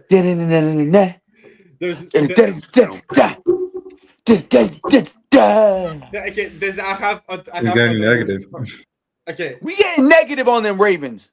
You boys suck. The Ravens love to beat themselves. Hollywood Brown is better than Zay Flowers. That's crazy. No. That's a crazy take. Now I'm gonna stand on it. I'ma stand on it. Fuck yeah. I'm delusional. I'm sorry, but I'ma stand on it. All right. Okay. Commanders rookie Ja'Cory Cross-Green is also expected to play. He was also listed as questionable. He's expected to play against the Falcons. Yeah, who gives a shit? They're gonna get smoked out. I'm just being honest. They're gonna get smoked the fuck out. And Thornton over Zay Flowers. Commanders getting smoked the fuck out. I'm just being honest. I'm not picking the Commanders this week. They're getting smoked out. It's just anyways, the guys, defense sucks. Out a little early. Let's go, Pats. And Devontae Adams and Devontae Adams is expected to play against the Colts. Well, guess what? I didn't have the Colts winning anyways. This is where they come back down to. And Ricky Pearsall and Juwan Jennings are expected to play against the Jaguars. Okay, thank God. I have Ricky Pearsall in fantasy. And I'll tell you, the 49ers suck, so give me the Jaguars. Yeah, Jennings, so weird. They Jennings can't score. They suck. Give me the Jaguars. They suck. Like, I know. Give me the Jaguars. The Niners can't score. Like, and I'm getting so sick and tired of just hearing about the Niners all the time too. Like, thank you, Noah. Thank you, man. Mr. Elite Ball Knowledge. Thank you. Like, it's just like, come on. The Eagles are probably going to repeat anyway, so like, it's just pointless to talk about them. I hate to fucking admit that too. I really think the Eagles are gonna win again. Yeah, I know. I hate to admit that. Yo, Ant, fuck you. Yeah, Ant, fuck you. Anyways, hey man, I'm just saying early. Shout out Noah. Yeah. Noah, thank you for joining us, bro. Yeah, Clap it up for Noah. Clap it up for Noah, man. Yes, He's sir, the bro. real deal, man. He knows his ball knowledge. He knows his shit. Noah, you always know we love I'm having excited to you on get here, going about hockey in here again, even though the Bruins are going to stink. But Hey, still going to be. we're gonna have a we will say one thing. We're gonna have a hockey pod. We're gonna have This a hockey week. pod. This week, Hockey Pod starts this week, brother. Oh, sweet. We'll have a conversation about it tomorrow to get everybody's dates Yeah. and stuff and yada, Yeah. yada, yada. But Usually this weekends week- for me just because of my job. But other than that, yeah. yeah, no, but don't worry. You know we'll work you in, bro. We got you. We know hockey, you know? We got you. Don't worry, bro. Shit. You are not forgotten over here, bro. We got That's you, man. Go Jays, Absolutely. go Pats, and F the Yankees. Yep, fuck the Yankees. Go Pats, you know? All right. Yep, absolutely. No. Go Jays, go Orioles. Yeah, go fuck the Jays. Yankees. Yeah, Ben and I need this tomorrow. Go Jays, Yep. go Jays, go Orioles, fuck the Yankees. I know. For Noah, Yeah. clap it up for him. Go Jays! Go Jays! Oh yeah. Thank Hey, you bro. for coming on with us, bro. We appreciate you, man. No, yeah. Shout out him. But Go Narrow, Rays. man. Let's continue these picks. Yeah, let's continue. I'm sorry. I know I was over here technical difficulties. I apologize. But No, you're straight. You're straight. Let's see. Chargers and Giants. I think Chargers. that's yeah. Chargers. okay, can you guys Kinda go strange. through? Can you guys go through what I missed real quick, just so I can, off the top of my head? I have put mine in the notes. I got you. I can't look at it right now. Can you guys just what have you already gone through so I can just Yeah. real quick? Let's see. So I've already done my research. Oh no, honestly, so we did. Let's see. We did the Commanders. Well, so we started off with the Vikings and Steelers. I didn't say, to be honest, I didn't even Do say me my a favor. prediction. Tell me the home and away. List me the home and away for the ones that I missed. And then we'll go from there and we'll just go crazy. You feel me? All right. I got you. I already did my research, so I already know off the top of my head. I'm prepared. I got bet. you. So actually, so now I did. But so before I do that, because Ben actually just said it. Because he didn't do the Vikings and Steelers. Vikings are even though it's in Dublin, the Vikings are listed as the away team. The Steelers are listed as the whole team. Ben, who do you got? I have the Vikings. Word. That's fair. You said the Vikings in Ireland Yes. Yeah. against the Steelers? Yes. Yeah, Nero has the same Yeah. thing.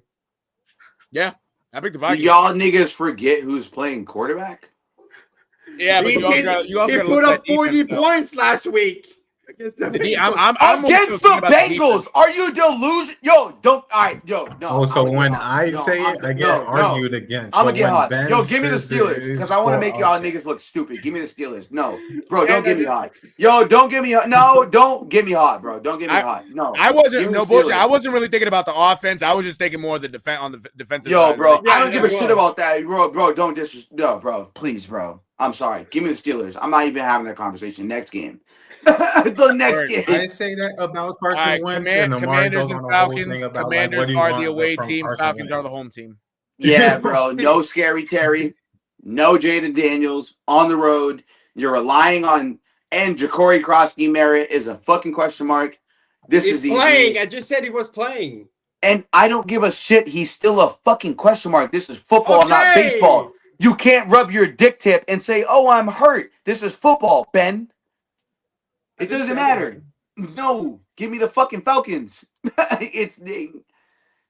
I'll take the Falcons. Wow. No way the Commanders are winning this game. It's not happening. No way the Falcons are winning this game. What are you, bro? Okay, you're saying that, right? Ja'Cory Krosky Merritt, who is the third string running back, is a question mark. Nigga, watch football. What are you lying to yourself right now? That you think Marcus Mariota, who fucking failed as a starter, is going to somehow take them to the promised land and somehow win them games, bro? Get the fuck out of here. Jaden Daniels couldn't even do it the first fucking 2 weeks. So what makes you think Marcus fucking Mariota is going to beat this fucking team? And I get it. But the Carolina Panthers defense, who literally held them to 0 points, is no slouch of a defense. They're a good defense. Yeah. Yeah. Why? Like, come on, bro. This is simple math. That's fair. That's fair. You got no. You're right. My fault. Okay. No, you say. I get passionate. You know. No bullshit. Next game on the slate is Saints at Bills. You know, I think everybody knows who got that one. I'm sorry. I just for any Saints fans watching or anybody who has Saints fan friends, tell your friends down there in the South, it's gonna be ugly. Yo, I'm telling you guys right now, DraftKings picks right here. Josh Allen, 200 plus. No, excuse me, I lied. Josh Allen, 180 plus passing yards. Josh Allen, 40 plus rushing yards. Josh Allen, anytime touchdown scorer. Keon Coleman, anytime touchdown scorer. Tell your boy, that's what I got. They gonna eat, and that's gonna hit regardless. Keon's gonna catch one. Josh Allen's gonna get his. That's what I got for that game. Say that. I hope Keon Coleman scores. I need him to score. No bullshit. That's what I got. I hope you tell me, bro, because I'm about to place that, John, soon. Tomorrow. 10 a.m. Oh, excuse me. Fourth game on the slate. The Browns are heading to Detroit to face the Lions. Who you got, Amari? The way this Browns defense is played, I got the Lions in this game because they're home. That's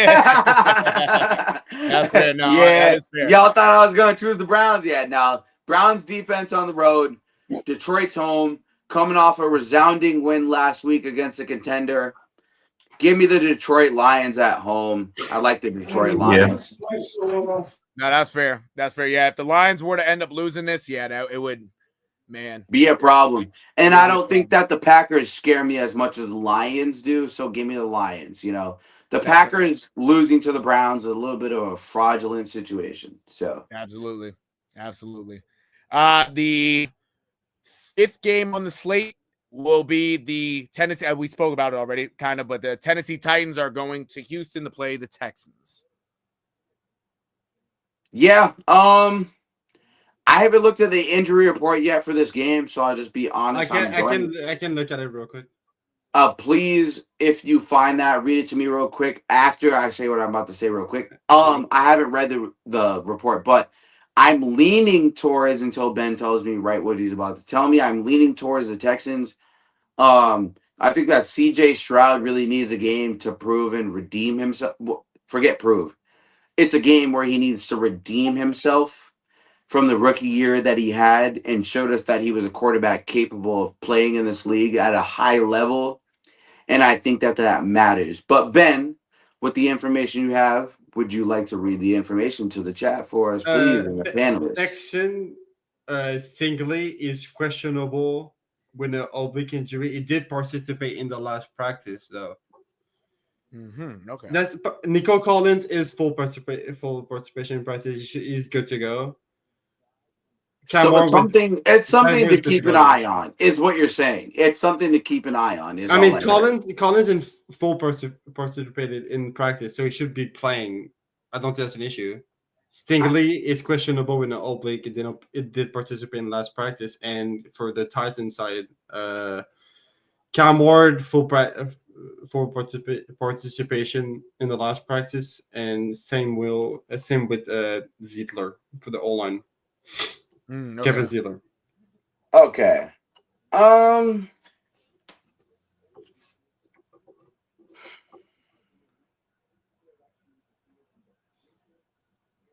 gonna stand on business. I'm gonna stand on what I already said. I'm sorry. I gotta stand on what I already said. I'm not finna move the goalposts. I don't move the goalposts out here. Next one. Is there another one that we missed, or? Oh no, after that was the Panthers. Patriots. Yeah, but we already talked about it. But actually no, but real quick because I asked this to everybody also, Mari. Talk to you, the gang. Texans game. If the Texans were to lose, is D'Amico Ryan's job on the line?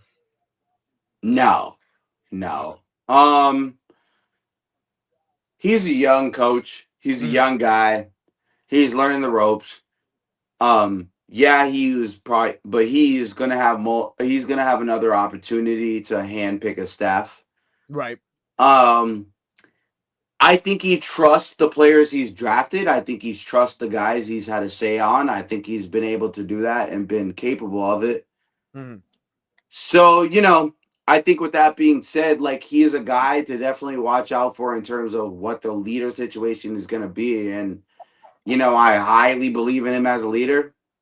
I highly believe in him as someone who can contribute to this team in a capacity where this person can help the team win. But, you got to also understand that even with that being said, like, there is still situations where I feel like you have to put the team first.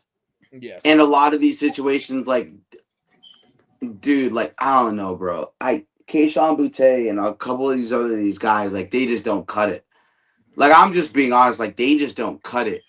And then you look across the league for some of these other guys and they get excuses and they get X, Y, and Z. But when it comes to the Patriots, like, they just don't cut it. That's just what the basis of the fucking story is every time. Oh, this wide receiver, Jalen Polk just didn't cut it. I'm not gonna lie, he sucked. Fucking Javon Baker, he just didn't cut it. Oh yeah, he fucking sucked. Like, bro, we can't be the scapegoat for holding a high standard. Right. If you get what I'm saying. Yeah. Like, we've seen too many parades. Like, we've seen more parades than Ben has seen birthday parties at this point. Like, what the fuck? Like we've seen, like, poor Ant. Like, we've seen more fucking parades than Ant has seen Aaron Judge home runs this year. Like, you know what I mean? Like, let's slow down. No, I'm sorry. I'm talking shit. But no. All jokes aside. Genuinely, I think this is something the Patriots have to go back to the drawing board eventually and see where this year is going to bridge them into the next. If the Patriots don't make the wild card this year, it's going to be an issue going into the next year because you fought for it and you could have had a higher pick, and you could have put yourself lower in the seating. Mm-hmm. And you gave that up, to try and make the playoffs? Like, this is not the year to be doing that. Yeah, just tank. That's fair. Let's please fucking go get, I'm telling you, if they don't want to do that, I'm telling you, let's lose every game for Jeremiah Smith. Please. I'll lose every game for Jeremiah Smith. That's why I couldn't be an NCAA coach. I'll lose every game for that nigga. He's too good. He's too far fucking advanced. And that's where the Patriots have to start listening and thinking when it comes to front office or these decisions where they have these decisions where the fan base matters. Like, yeah, bro, think of something new because we tired over here. Absolutely. We tired. That's fair. We tired. For let me see. Oh, I'm looking at it right now. The next game on the slate is the Chargers going to New York to face the lowly New York Giants. Right. I mean, this is obvious here. Yeah, man, exactly. Yeah, it's obvious. You never know, but I still got my money on the Chargers. I don't see Jim Harbaugh faltering this one. That'll be a real bad loss to lose to Jackson Dart, a Jackson Dart led team and the rookie. A momentum stumper. Exactly. That would be bad, and especially how the Chargers have played so far. Yeah, if they were to somehow lose, it would be tough. But no, I got my money on the Chargers, and I know y'all do too, because that would be sick. Yeah. That would be sick. Chargers Type shit. Hell yeah. Hopefully, I tell you, hopefully Ladd McConkey can get going though. I would assume that he would. It's a little bit of an easier defense, not easier defense, but at least the back end is a lot easier to maneuver. But yeah, I got the Chargers too. Amar, you got the Chargers in this one? Who are they playing against? Just remind me, real quick. Giants in New York. And the Giants in New York, yeah. Oh, Jackson Dart debut. Yes, as a starter. You know, I got the Chargers in this game. The fact that she even hesitated. Yeah, nigga, bad. Because I watch football, Ben. So do I, Amari. Bro, I watch film. You haven't watched football as Ben, long, nigga, when you want to start watching film on your own time, then you can question me. Until then, don't question me. I have the Chargers in this game simply because of the quarterback matchup. Jackson Dart's going into his first game. And you know what's crazy? I want to take Jackson Dart in this game to prove that he belongs in, but I can't do it just because I don't know what he looks like. So, yeah, facts. I feel you. I'm going to take the Chargers to be safe. If it fucks up my record, whatever is whatever. But I'm going to take the Chargers to be safe.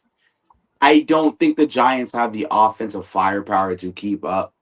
Mm-hmm. It's just not there. The Chargers defense has been playing extraordinarily well. It just gets down to a point where I'm sorry, Ben.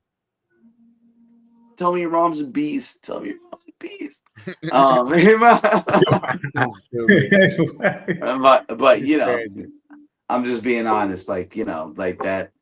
That's how I feel about that going into the week with the Chargers. And, you know, I love Abdul Carter. I love that fucking front seven. Abdul Carter, Brian Burns, Kayvon Thibodeau, and a couple of those other guys. I love that front seven. But, you know, with a mobile quarterback going into this week who has already shown that he can extend plays and make plays with his feet and also make plays with his feet and involving his arm in those plays with his feet. For those who don't understand, because I'm a quarterback guru, you feel me? So, if he's been moving his feet all year along with the plays he's seeing in front of his face, he's giving himself time. He is looking off certain routes that he doesn't want to get to the route that he wants.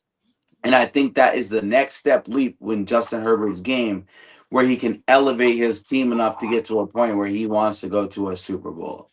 So, I'm very high on Justin Herbert this year. I think Justin Herbert will win the MVP. Right outright. I'm not going to say unanimous, but I do think he is going to win it enough to a point where we're not going to be having this conversation very soon. So, yeah, absolutely. No, that's fair. I respect that. Yeah, no, the Chargers should be able to run away with it, hopefully. Yep. Let's see. The next game on the slate, the Philadelphia Eagles, Mr. Ant's team, traveling to Tampa Bay to take on the Bucs, two teams that are 3-0. We have talked about I can't wait. We have talked about this already. We have talked about this earlier in the week, and I'm sticking with my guts. I'm going with the Buccaneers. Yes, we talked about this. I can't wait. I can't wait. Philadelphia can't throw Eagles. Can't throw Eagles. Philadelphia can't throw the ball Eagles. Yeah. Give me the Buccaneers. Buccaneers. Give me the Buccaneers, nigga. Easy. Give me the Bucs. Give me the Bucs. Easy. Like they said, they took Buccaneers. He says we can't throw, but second half last week proved that we can. I don't give a fuck that AJ Brown had 100 yards. You can twiddle that to your dick. It wasn't even just AJ Brown. It wasn't just AJ Brown. Goddard got involved. The Smith got involved. Different. Bring me Goddard stats. What's your version of getting involved, nigga? You barely won last week, so what's your version of getting involved? You said what? 33-yard touchdown. That's involvement. No. I didn't say give me one play. I said read me all the stats. You see how you're already ducking? The same way Jalen Hurts fans already ducking. Like don't duck the stats. Like, what did he have beyond that one play? He didn't have more than that, but he got himself involved. Oh, okay. That's an involvement, right? Is it not? He got himself a one play is like involvement. That's still involvement. Okay, Still all involvement. right. So Kenneth And Devontae Gainwell Smith, and Demario Douglas and all these other niggas, based on your logic, just involvement, like they're good football players by your logic. They got, I mean, whatever they Oh, did. whoa, in no, the no, game, no, no, they no, no, got no, no, no, no, involved no, no, no. somewhat Answer in the that question. game. Answer the question. Answer the question. You're ducking the question. You're What's ducking the question here? Say the question. What is the difference between Dallas Goedert and those other players if you are trying to prove that the Eagles somehow, somewhere are going to win this week? And that's going to be the case. I know you're going to sit there and be like, nah, the Buccaneers, yada, yada, yada. But no, I want you to stand on business. Because these first fucking 3 weeks, you was talking about Eagles this, Eagles that. So stand on biz. Why do you feel that you're going to lose? About No, Eagles no. this, Eagles that. No. Tell me why you feel like I you're going to wasn't lose this talking week. about Eagles this, Eagles Nah. that. Tell me why you feel like you're going to lose making it this look week. like I talk some more smack than I do. Because, like, Nah. Tell me why you're going to lose this week. Nah, because I feel like you coming back down to earth. I feel like you coming back down to earth. I feel like you coming back down to earth. I just want to know. You said you were scared that we might do something. Like, I don't know. I'm not. No. Oh. I said I was scared. Okay, you know what? Yes. Since nigga wants me to be disrespectful as fuck. Give me the Buccaneers by fucking 15. Give me the Buccaneers by a 15-point spread. Nigga wants me to be disrespectful as shit. No, that's realistic as fuck. It's realistic as fuck. You niggas can't throw the ball downfield. You want to get into a shootout with Baker Mayfield? You don't have the quarterback to do so, brother. You can laugh. You can laugh all you fucking want. He's going to be running for his goddamn life all game. Go ahead, laugh. Laugh it out. Get it all out now. Get it all out now. He hasn't showed since the first week against the Cowboys that he can read and react. Every fucking game he's had since the Cowboys game, he hasn't been able to read and react. So keep laughing. And as the Eagles, keep laughing. I'm not even being a Chiefs hater in this situation. I'm just trying to make sure you understand what's about to go on this week. I just want to make sure you get that. Quinyon Mitchell is food. Cooper DeJean is food. Y'all niggas are food this week. You're food. You're food. And who said this is where you come back down to earth. This is your reality check this week. This is the Eagles' reality check this week. I will stand on business, and I will stand on that. It's going to be a good game. It's going to be close. It's going to be real close. All right? Reality check. It's going to be real close. Mm-hmm. And whatever happens kind of happens. But I mean, honestly, like, we both got good offenses. We're going to put a game together. That's all I'm going to say. Like, reality check. Reality check, brother. All right. Reality check. We see tomorrow. I'm gonna see you come back down to earth tomorrow, brother. Now I'm gonna let you talk all your smack. No. I'm not even talking smack. I'm gonna let you talk all your smack if we lose. No. Listen, if I wanted to talk smack, I would just say you didn't deserve the Super Bowl last year. But I'm not gonna be disrespectful in the airhead. I'm not gonna be an airhead because we didn't have a fully healthy squad. So I'm not gonna be a dickhead. You earned that. You won that fair and square. Don't make me be a dickhead because that's like a whole different level. Like, have your win. Listen, have your shit. Be here. Revel in it. Love it. Lick it. Tongue punch it. Do whatever you got to do. But you are losing this week. You're losing this week. It's happening. It's gonna happen. Goodbye. Oh my God! So I got the Eagles' defensive line dominating that Bucks offensive line. Tell you that. I'll tell you that. I'm with Ant on this one, but I will say it's going to be a close game. I will say that. I'll say that. Hater. I'll say that. Hey. No, go take your money. Take the money line because you a hater. Yo, who is talking in the background like that? That is crazy.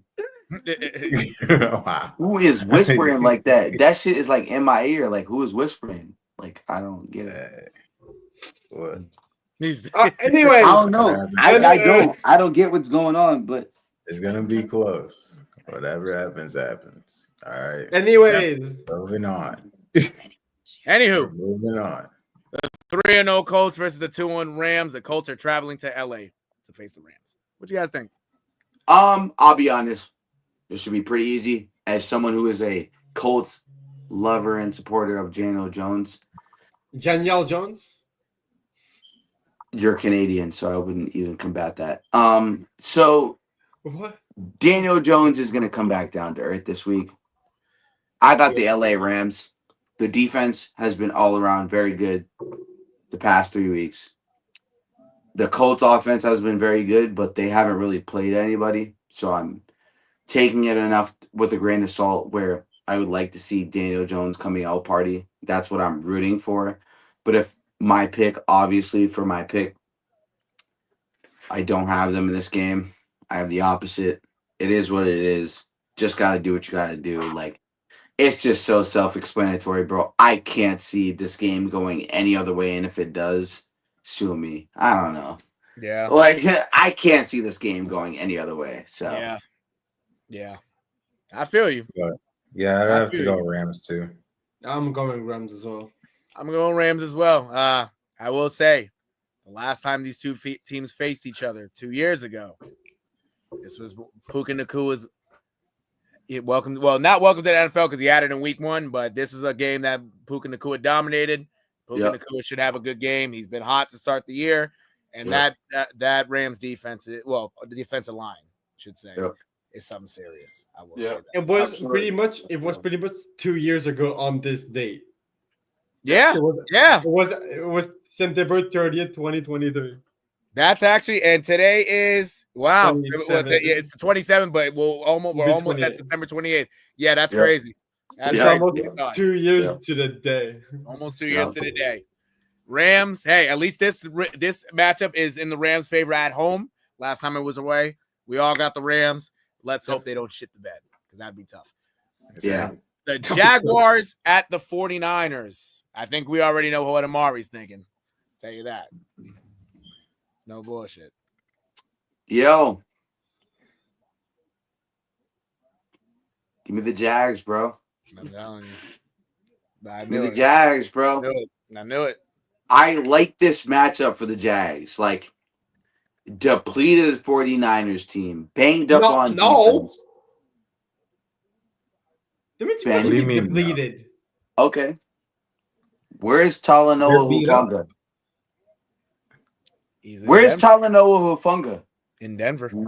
Where's Charvarius Ward? Okay, you mean by no, nigga, shut the fuck. Where? You mean by answer the question. Nah, you was talking shit. So answer the question. Cause I know my shit. Answer the question, nigga. Where's Talanoa Hufanga? I misunderstood the situation. Where?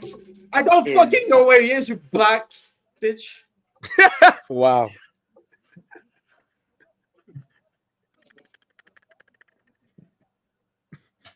What did you just call me, nigga? Yo, stand on that. Stand on that. Wow. Don't make me come to Canada. Stand on that. Whoa. I like to travel. I like to travel. I love it. I love a good plane ride. Oh my god. I could bring Jeffrey Epstein's spirit with me. Yo, relax. Yeah. All right. You want to start playing games? You want to start playing games? Okay. What I thought you meant by depleted is with injuries, but they have getting a lot of their guys back this week. That's what I thought. The word depleted to you, like, did you go to an English class in Canada or? My fault.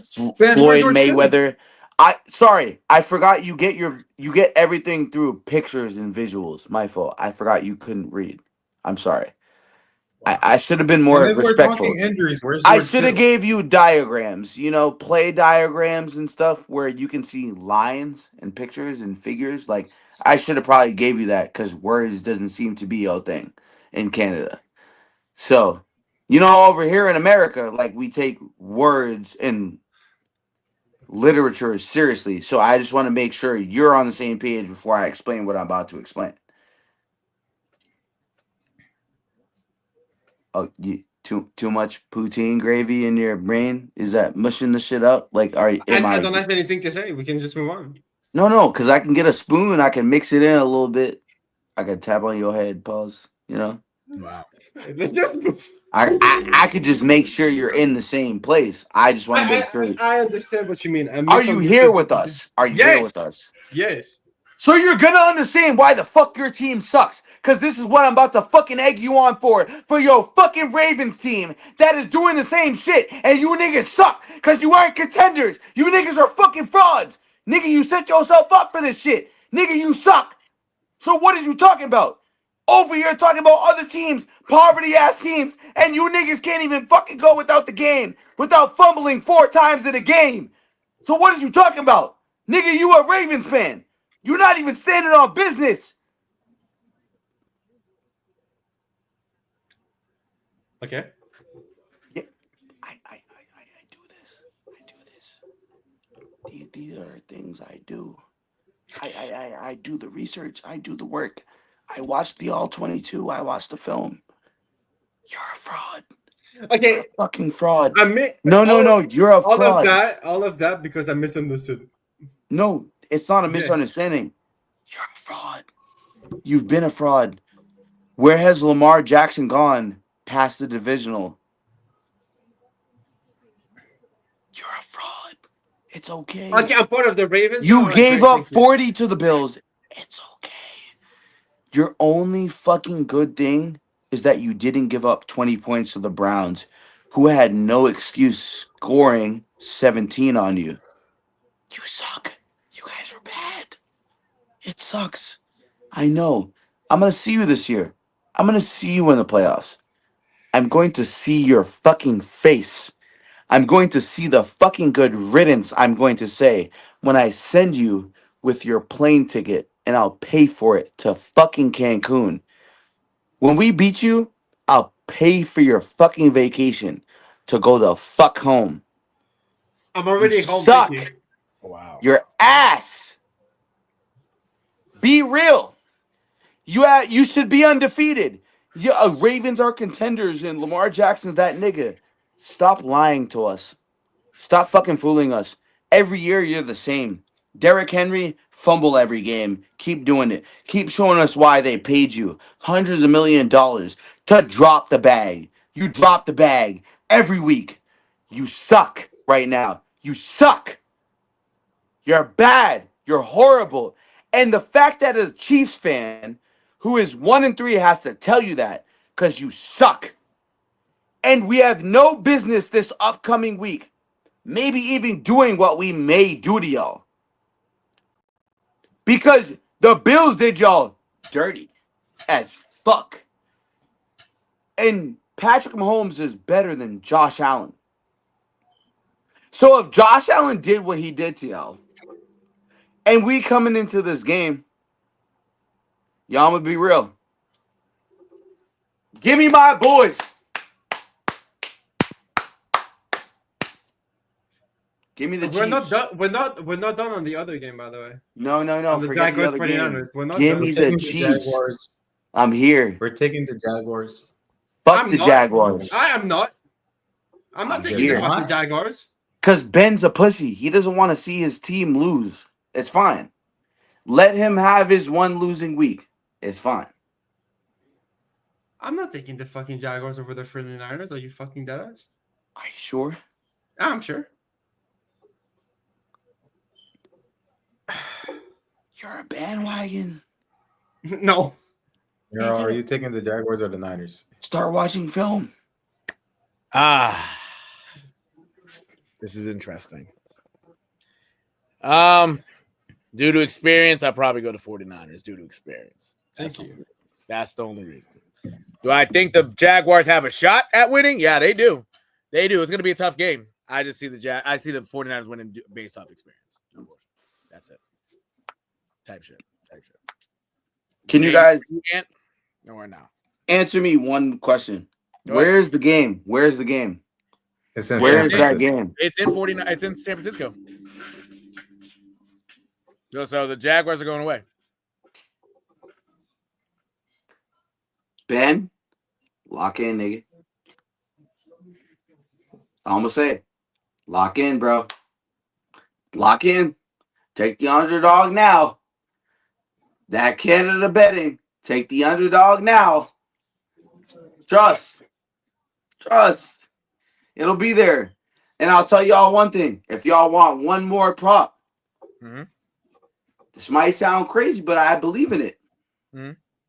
Bro, give me BTJ anytime touchdown scorer this weekend, bro. It's time, bro. Give me BTJ. It's just due for him. He's due. Due. With the amount of targets and what he's been subjected to, he's due. Give me him 1,000%. So that's fair. That's fair. Now, no bullshit. Now he should be able to score. No cap. Yep. No cap. I know we already had a preview of the Ravens and the Chiefs. So the Ravens are traveling to Kansas City. I already know who Amari's picking, which as he should. That's his team. I already know Ben's opinion. Lamar Jackson is not Patrick Mahomes. Ben, who do you your have? boy ain't my boy. Because guess what? He don't have no rings. You don't got no rings, nigga. I could talk all the fucking shit I want. You don't got no rings, nigga. I'm gonna go with the Ravens and run. As a wise light-skinned man said, who's calling that shit? Who's calling that? What? Who's calling that? Is it Stacy? Is it your mother's ass? Is he, you know? Right. Is it? It's time you come back down to earth. We're going to settle you at the bottom. No shit. Listen, we can hold hands the whole way. I'll hold your hand. We can interlock fingers and shit. Like, I'll interlock fingers with you. We can talk. Like, we can go like this, and I'll walk you downstairs, so at least you can get a taste of what's going on. Like, I can give you a taste of what winning looks like over here in America. You can see what winning looks like. This is a winning culture. Over there with, like, your stressful beard because, the Canadians haven't won shit and, like, the Maple Leafs suck. I don't care about Maple Leafs. They fucking suck. The last thing that you had was, like, Kawhi Leonard, and he stripped that away from y'all because you niggas suck. But, hey, he gave your city a city to feel like a champion. Raptors only won the one championship Canada has this century. I don't give a shit. You're a fucking Nets fan. That's even worse. I spared you. Yo, listen, and I try to spare you until you open your mouth. Now, Ben, get your notepad ready. Let's start roasting. Yo, what happened to Ben Simmons? Where are those back surgeries at? Is there something you could do about it? No, you can't. Cam Thomas, trade package. You may as well fold it. Do it up. Because guess what? Igor Demian is not your boy. He's not a franchise player. So I'm going to just tell you the truth. Guess what? Play Igor Demian all you want. While Jaylen Brown, Jason Tatum, Peyton Pritchard, Derek White, eat that nigga alive all series and all season for fucking 4 times a year. And that's okay. You know what, Ant? I get it. I respect the dedication, but nigga, yo boys, everything, y'all suck. It's bad. It's horrible. And because I love you, like, I call speed, like, I call speed, you think you could beat speed in a race? Like, I'm not opposed to it. But, Ant, you're a Yankees fan. You're an Eagles fan. This year, it's done. It's over with. Your disappointment goes back to your brain. It goes back to the sentiment of wherever you felt like this was going to happen. And it's not going to happen. And I wish you the best. I hope the Jets make the playoffs. I hope this happens, but guess what? The Jets. The Jets. I mean, at this point, bro, what the Eagles like, bro, nigga, you won a Super Bowl on the strength of having a stacked team. I need you to be more authentic. You feel me? Like, where are the Jets at? How do you feel about the Jets? Oh, you niggas suck. I am Horrible. a Jets fan. I mean, hey, listen, I can talk. Listen. Y'all all laughing, but I can talk all the shit I want because I'm a Super Bowl champion in this generation. Yeah. I'm a Super Bowl champion. I beat you already, bro. There ain't shit you can say to me. I beat you, bro. It don't matter. I'm here. I'm here. And Ben, let me tell you something, bro. Ben, I'm listening. the Ravens are fucking frauds. I thank you for saying that like the 5th time, like I didn't hear the 4 other times. No, shit. you're a Oh, fucking fraud. You're a fraud. And I'm gonna stand on it for the rest of the season that you're a fucking fraud. All right. See me. Okay. See me. See me in the playoffs, nigga. All right. Just look up what Lamar Jackson's record against Patrick Mahomes is. See me. I know nigga. I know it doesn't have a win. I'm not. Oh, see me. See me, you bitch ass nigga. See me.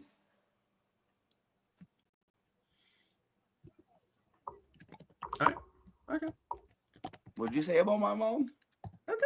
What? There's Raiders. No, Good. Oh, by the way, just the fact check. Lamar do Okay, got talk one to me. win. No, I was gonna say Lamar do got one win against the Chiefs, but I was back in 21. So one against how many? What?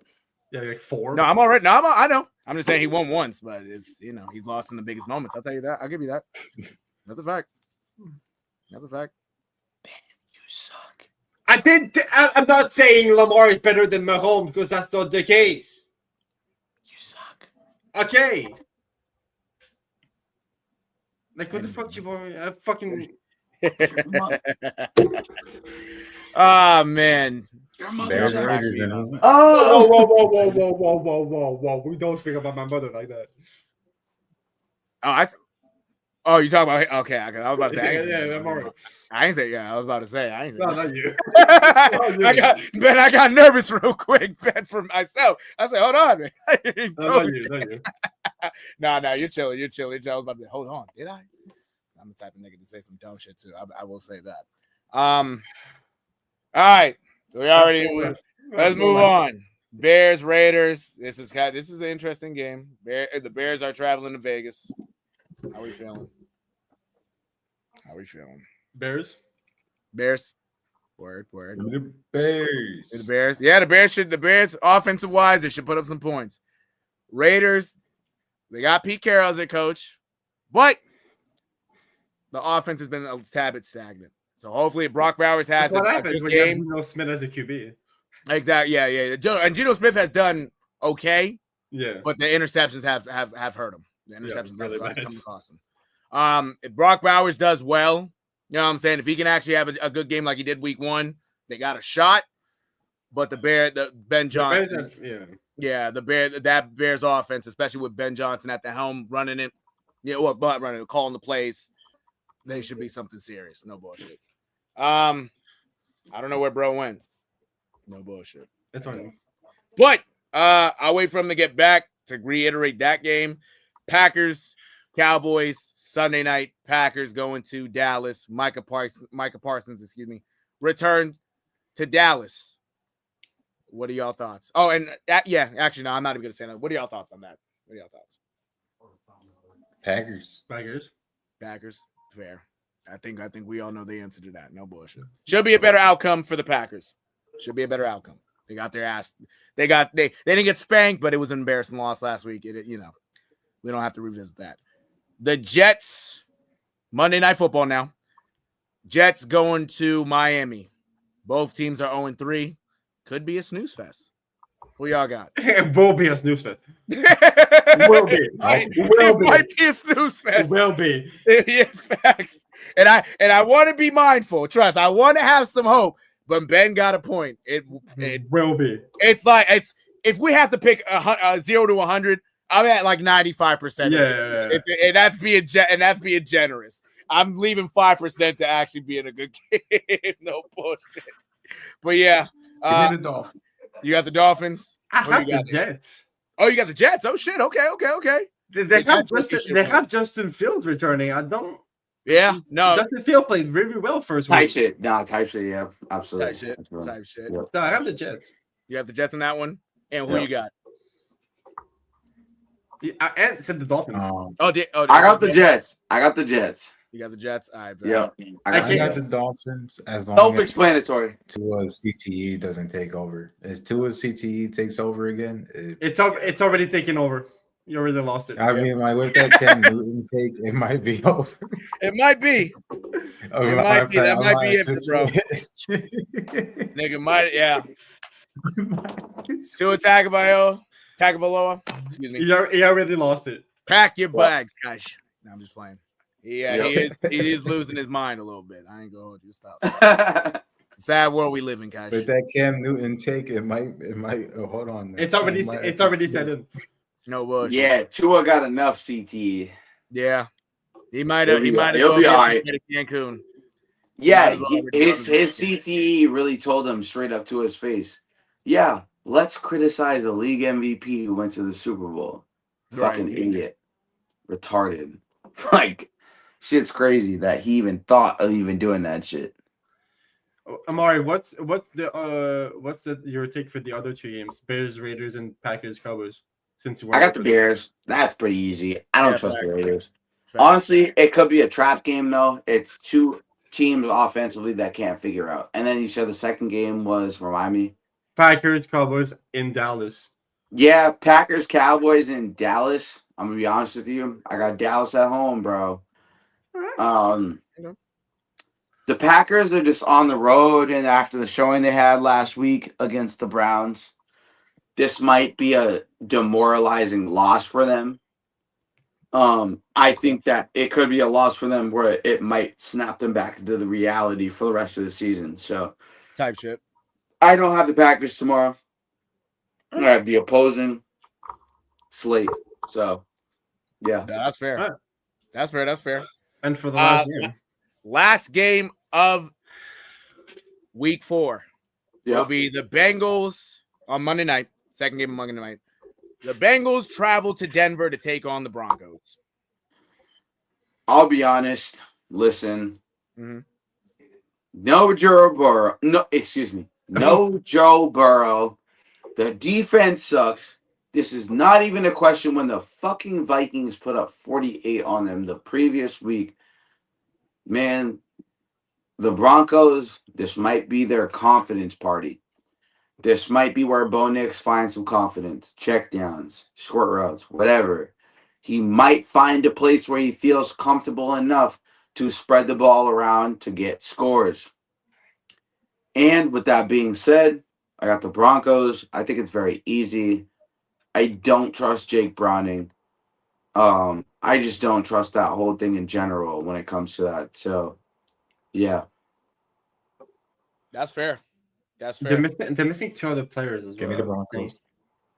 I don't care about the 2 other missing players because I get that they're a factor, but also at the same time, it's not going to matter considering. No, I know. It's Noah. It's Noah Fent and Shamar Stewart. It's a runaway. Yeah, I have the Broncos as well. It's a runaway. Like I have the Broncos as well. Like I know y'all have the Broncos, but it's a runaway. Like I'm going against the grain to be different. Like no, that's fair. I'll take a risk. Yeah. And honestly, quite frankly, I feel like and hopefully for the Bengals' sake, it doesn't end up as like last week. But with that Bengals defense, it could very well end up as last week. And mind you, you're playing a much younger quarterback, a much better offensive line, better defense, and a better defense. Exactly. Thank you. In one of the worst stadium to play in as a away team. Oh, for sure. Yeah, no, that mile high climate out there, yeah, they're fucked. They're fucked. Yeah, That's so it. You're gonna have a lot of guys on the sidelines fighting for breath. For real. Definitely the Broncos here. Yeah. Yeah, give me the Broncos, and quite frankly, and like Mari said, they should run away with this. This might be over by halftime.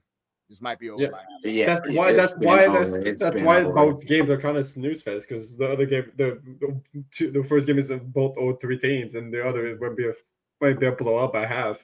No, literally. So, like I get off work at 6:30. Excuse me.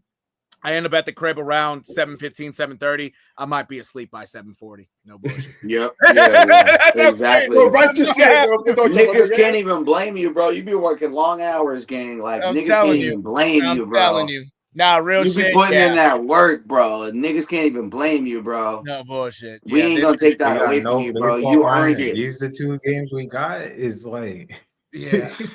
You earned it. We ain't gonna sit here and do you crazy. Appreciate you. No, but like for real, it's bad. Like this slate, and mind you, when you look at how these games are slayed at the start of the year, you would have like, all right, these are some good games on Monday Night Football now. Right. But these are how within the first 4 weeks, it's snooze fest for real. It's shock. It's actually a shock. It's actually a shock, and it's not a shock for the Jets, but for the 3 other, for the 3 other teams, how it has been so far.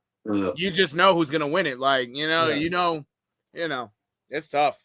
Like Jets Dolphins can go either way, but like the Jets obviously I think come out on here, but the Bengals Dolphins, Bengals Broncos. I think in the mile high climate, exactly. Easy runaway for the Broncos. Yeah, no, those Bengals. Yeah, you might as well pack your bag at halftime, bro. Jamar Chase, nigga.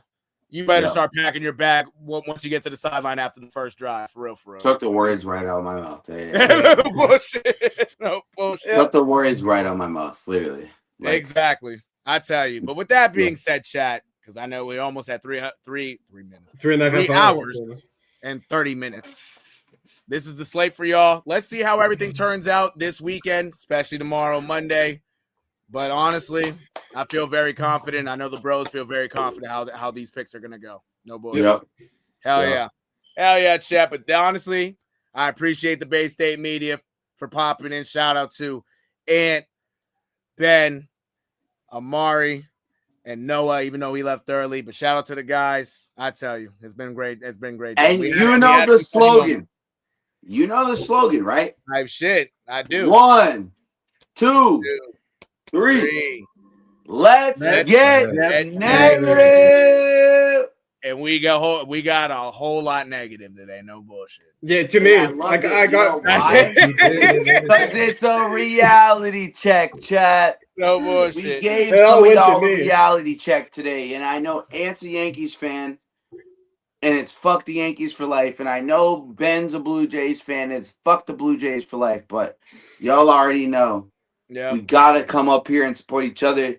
We are glad you are here in the community, watching us, interacting with us, commenting with us, talking to us, being able to have me and Nero have these conversations with other people and part of the podcast space and environment that we can create for people to be able to understand that sports is our life. And with us being able to come in here and have our own platform and for us to be able to talk to y'all, we do appreciate it. And we know what the slogan is before we get out of here. Let's get negative. Yes, sir. And then Loki got late as hell, too. No, boy, and we are late as hell. And you already know. We in here with Nero's typical late night show. What the hell is happening in sports? Yes, WTHHS. Partnering up with the Bay State media. And Nero's thing is we late as hell. Hell yeah. No, we late as hell. We late as hell for real. Hell yeah. Saturday night vibes. We ain't even we just passed midnight. But I appreciate everybody for tuning in. I appreciate the chat being live. And I tell you, it's gonna be, hey, you'll catch us tomorrow. You'll catch us tomorrow before Sunday Night Football. You'll even catch us probably even earlier today to see if anything crazy happens in baseball. So be on the lookout for what the hell is happening in sports in the Bay State media. You'll catch us later. You'll catch us later on, really. It's already Sunday. All right? I hope y'all I hope y'all sleep well, be safe, and don't let the bed bugs bite, even though they might bite your ass. Absolutely. First show. I love y'all, chat. Bay State Media chat. I got love for y'all too. I know they got love for y'all. We'll catch you later. We do. Love y'all. Peace. Peace. Yes, sir. Yes, sir.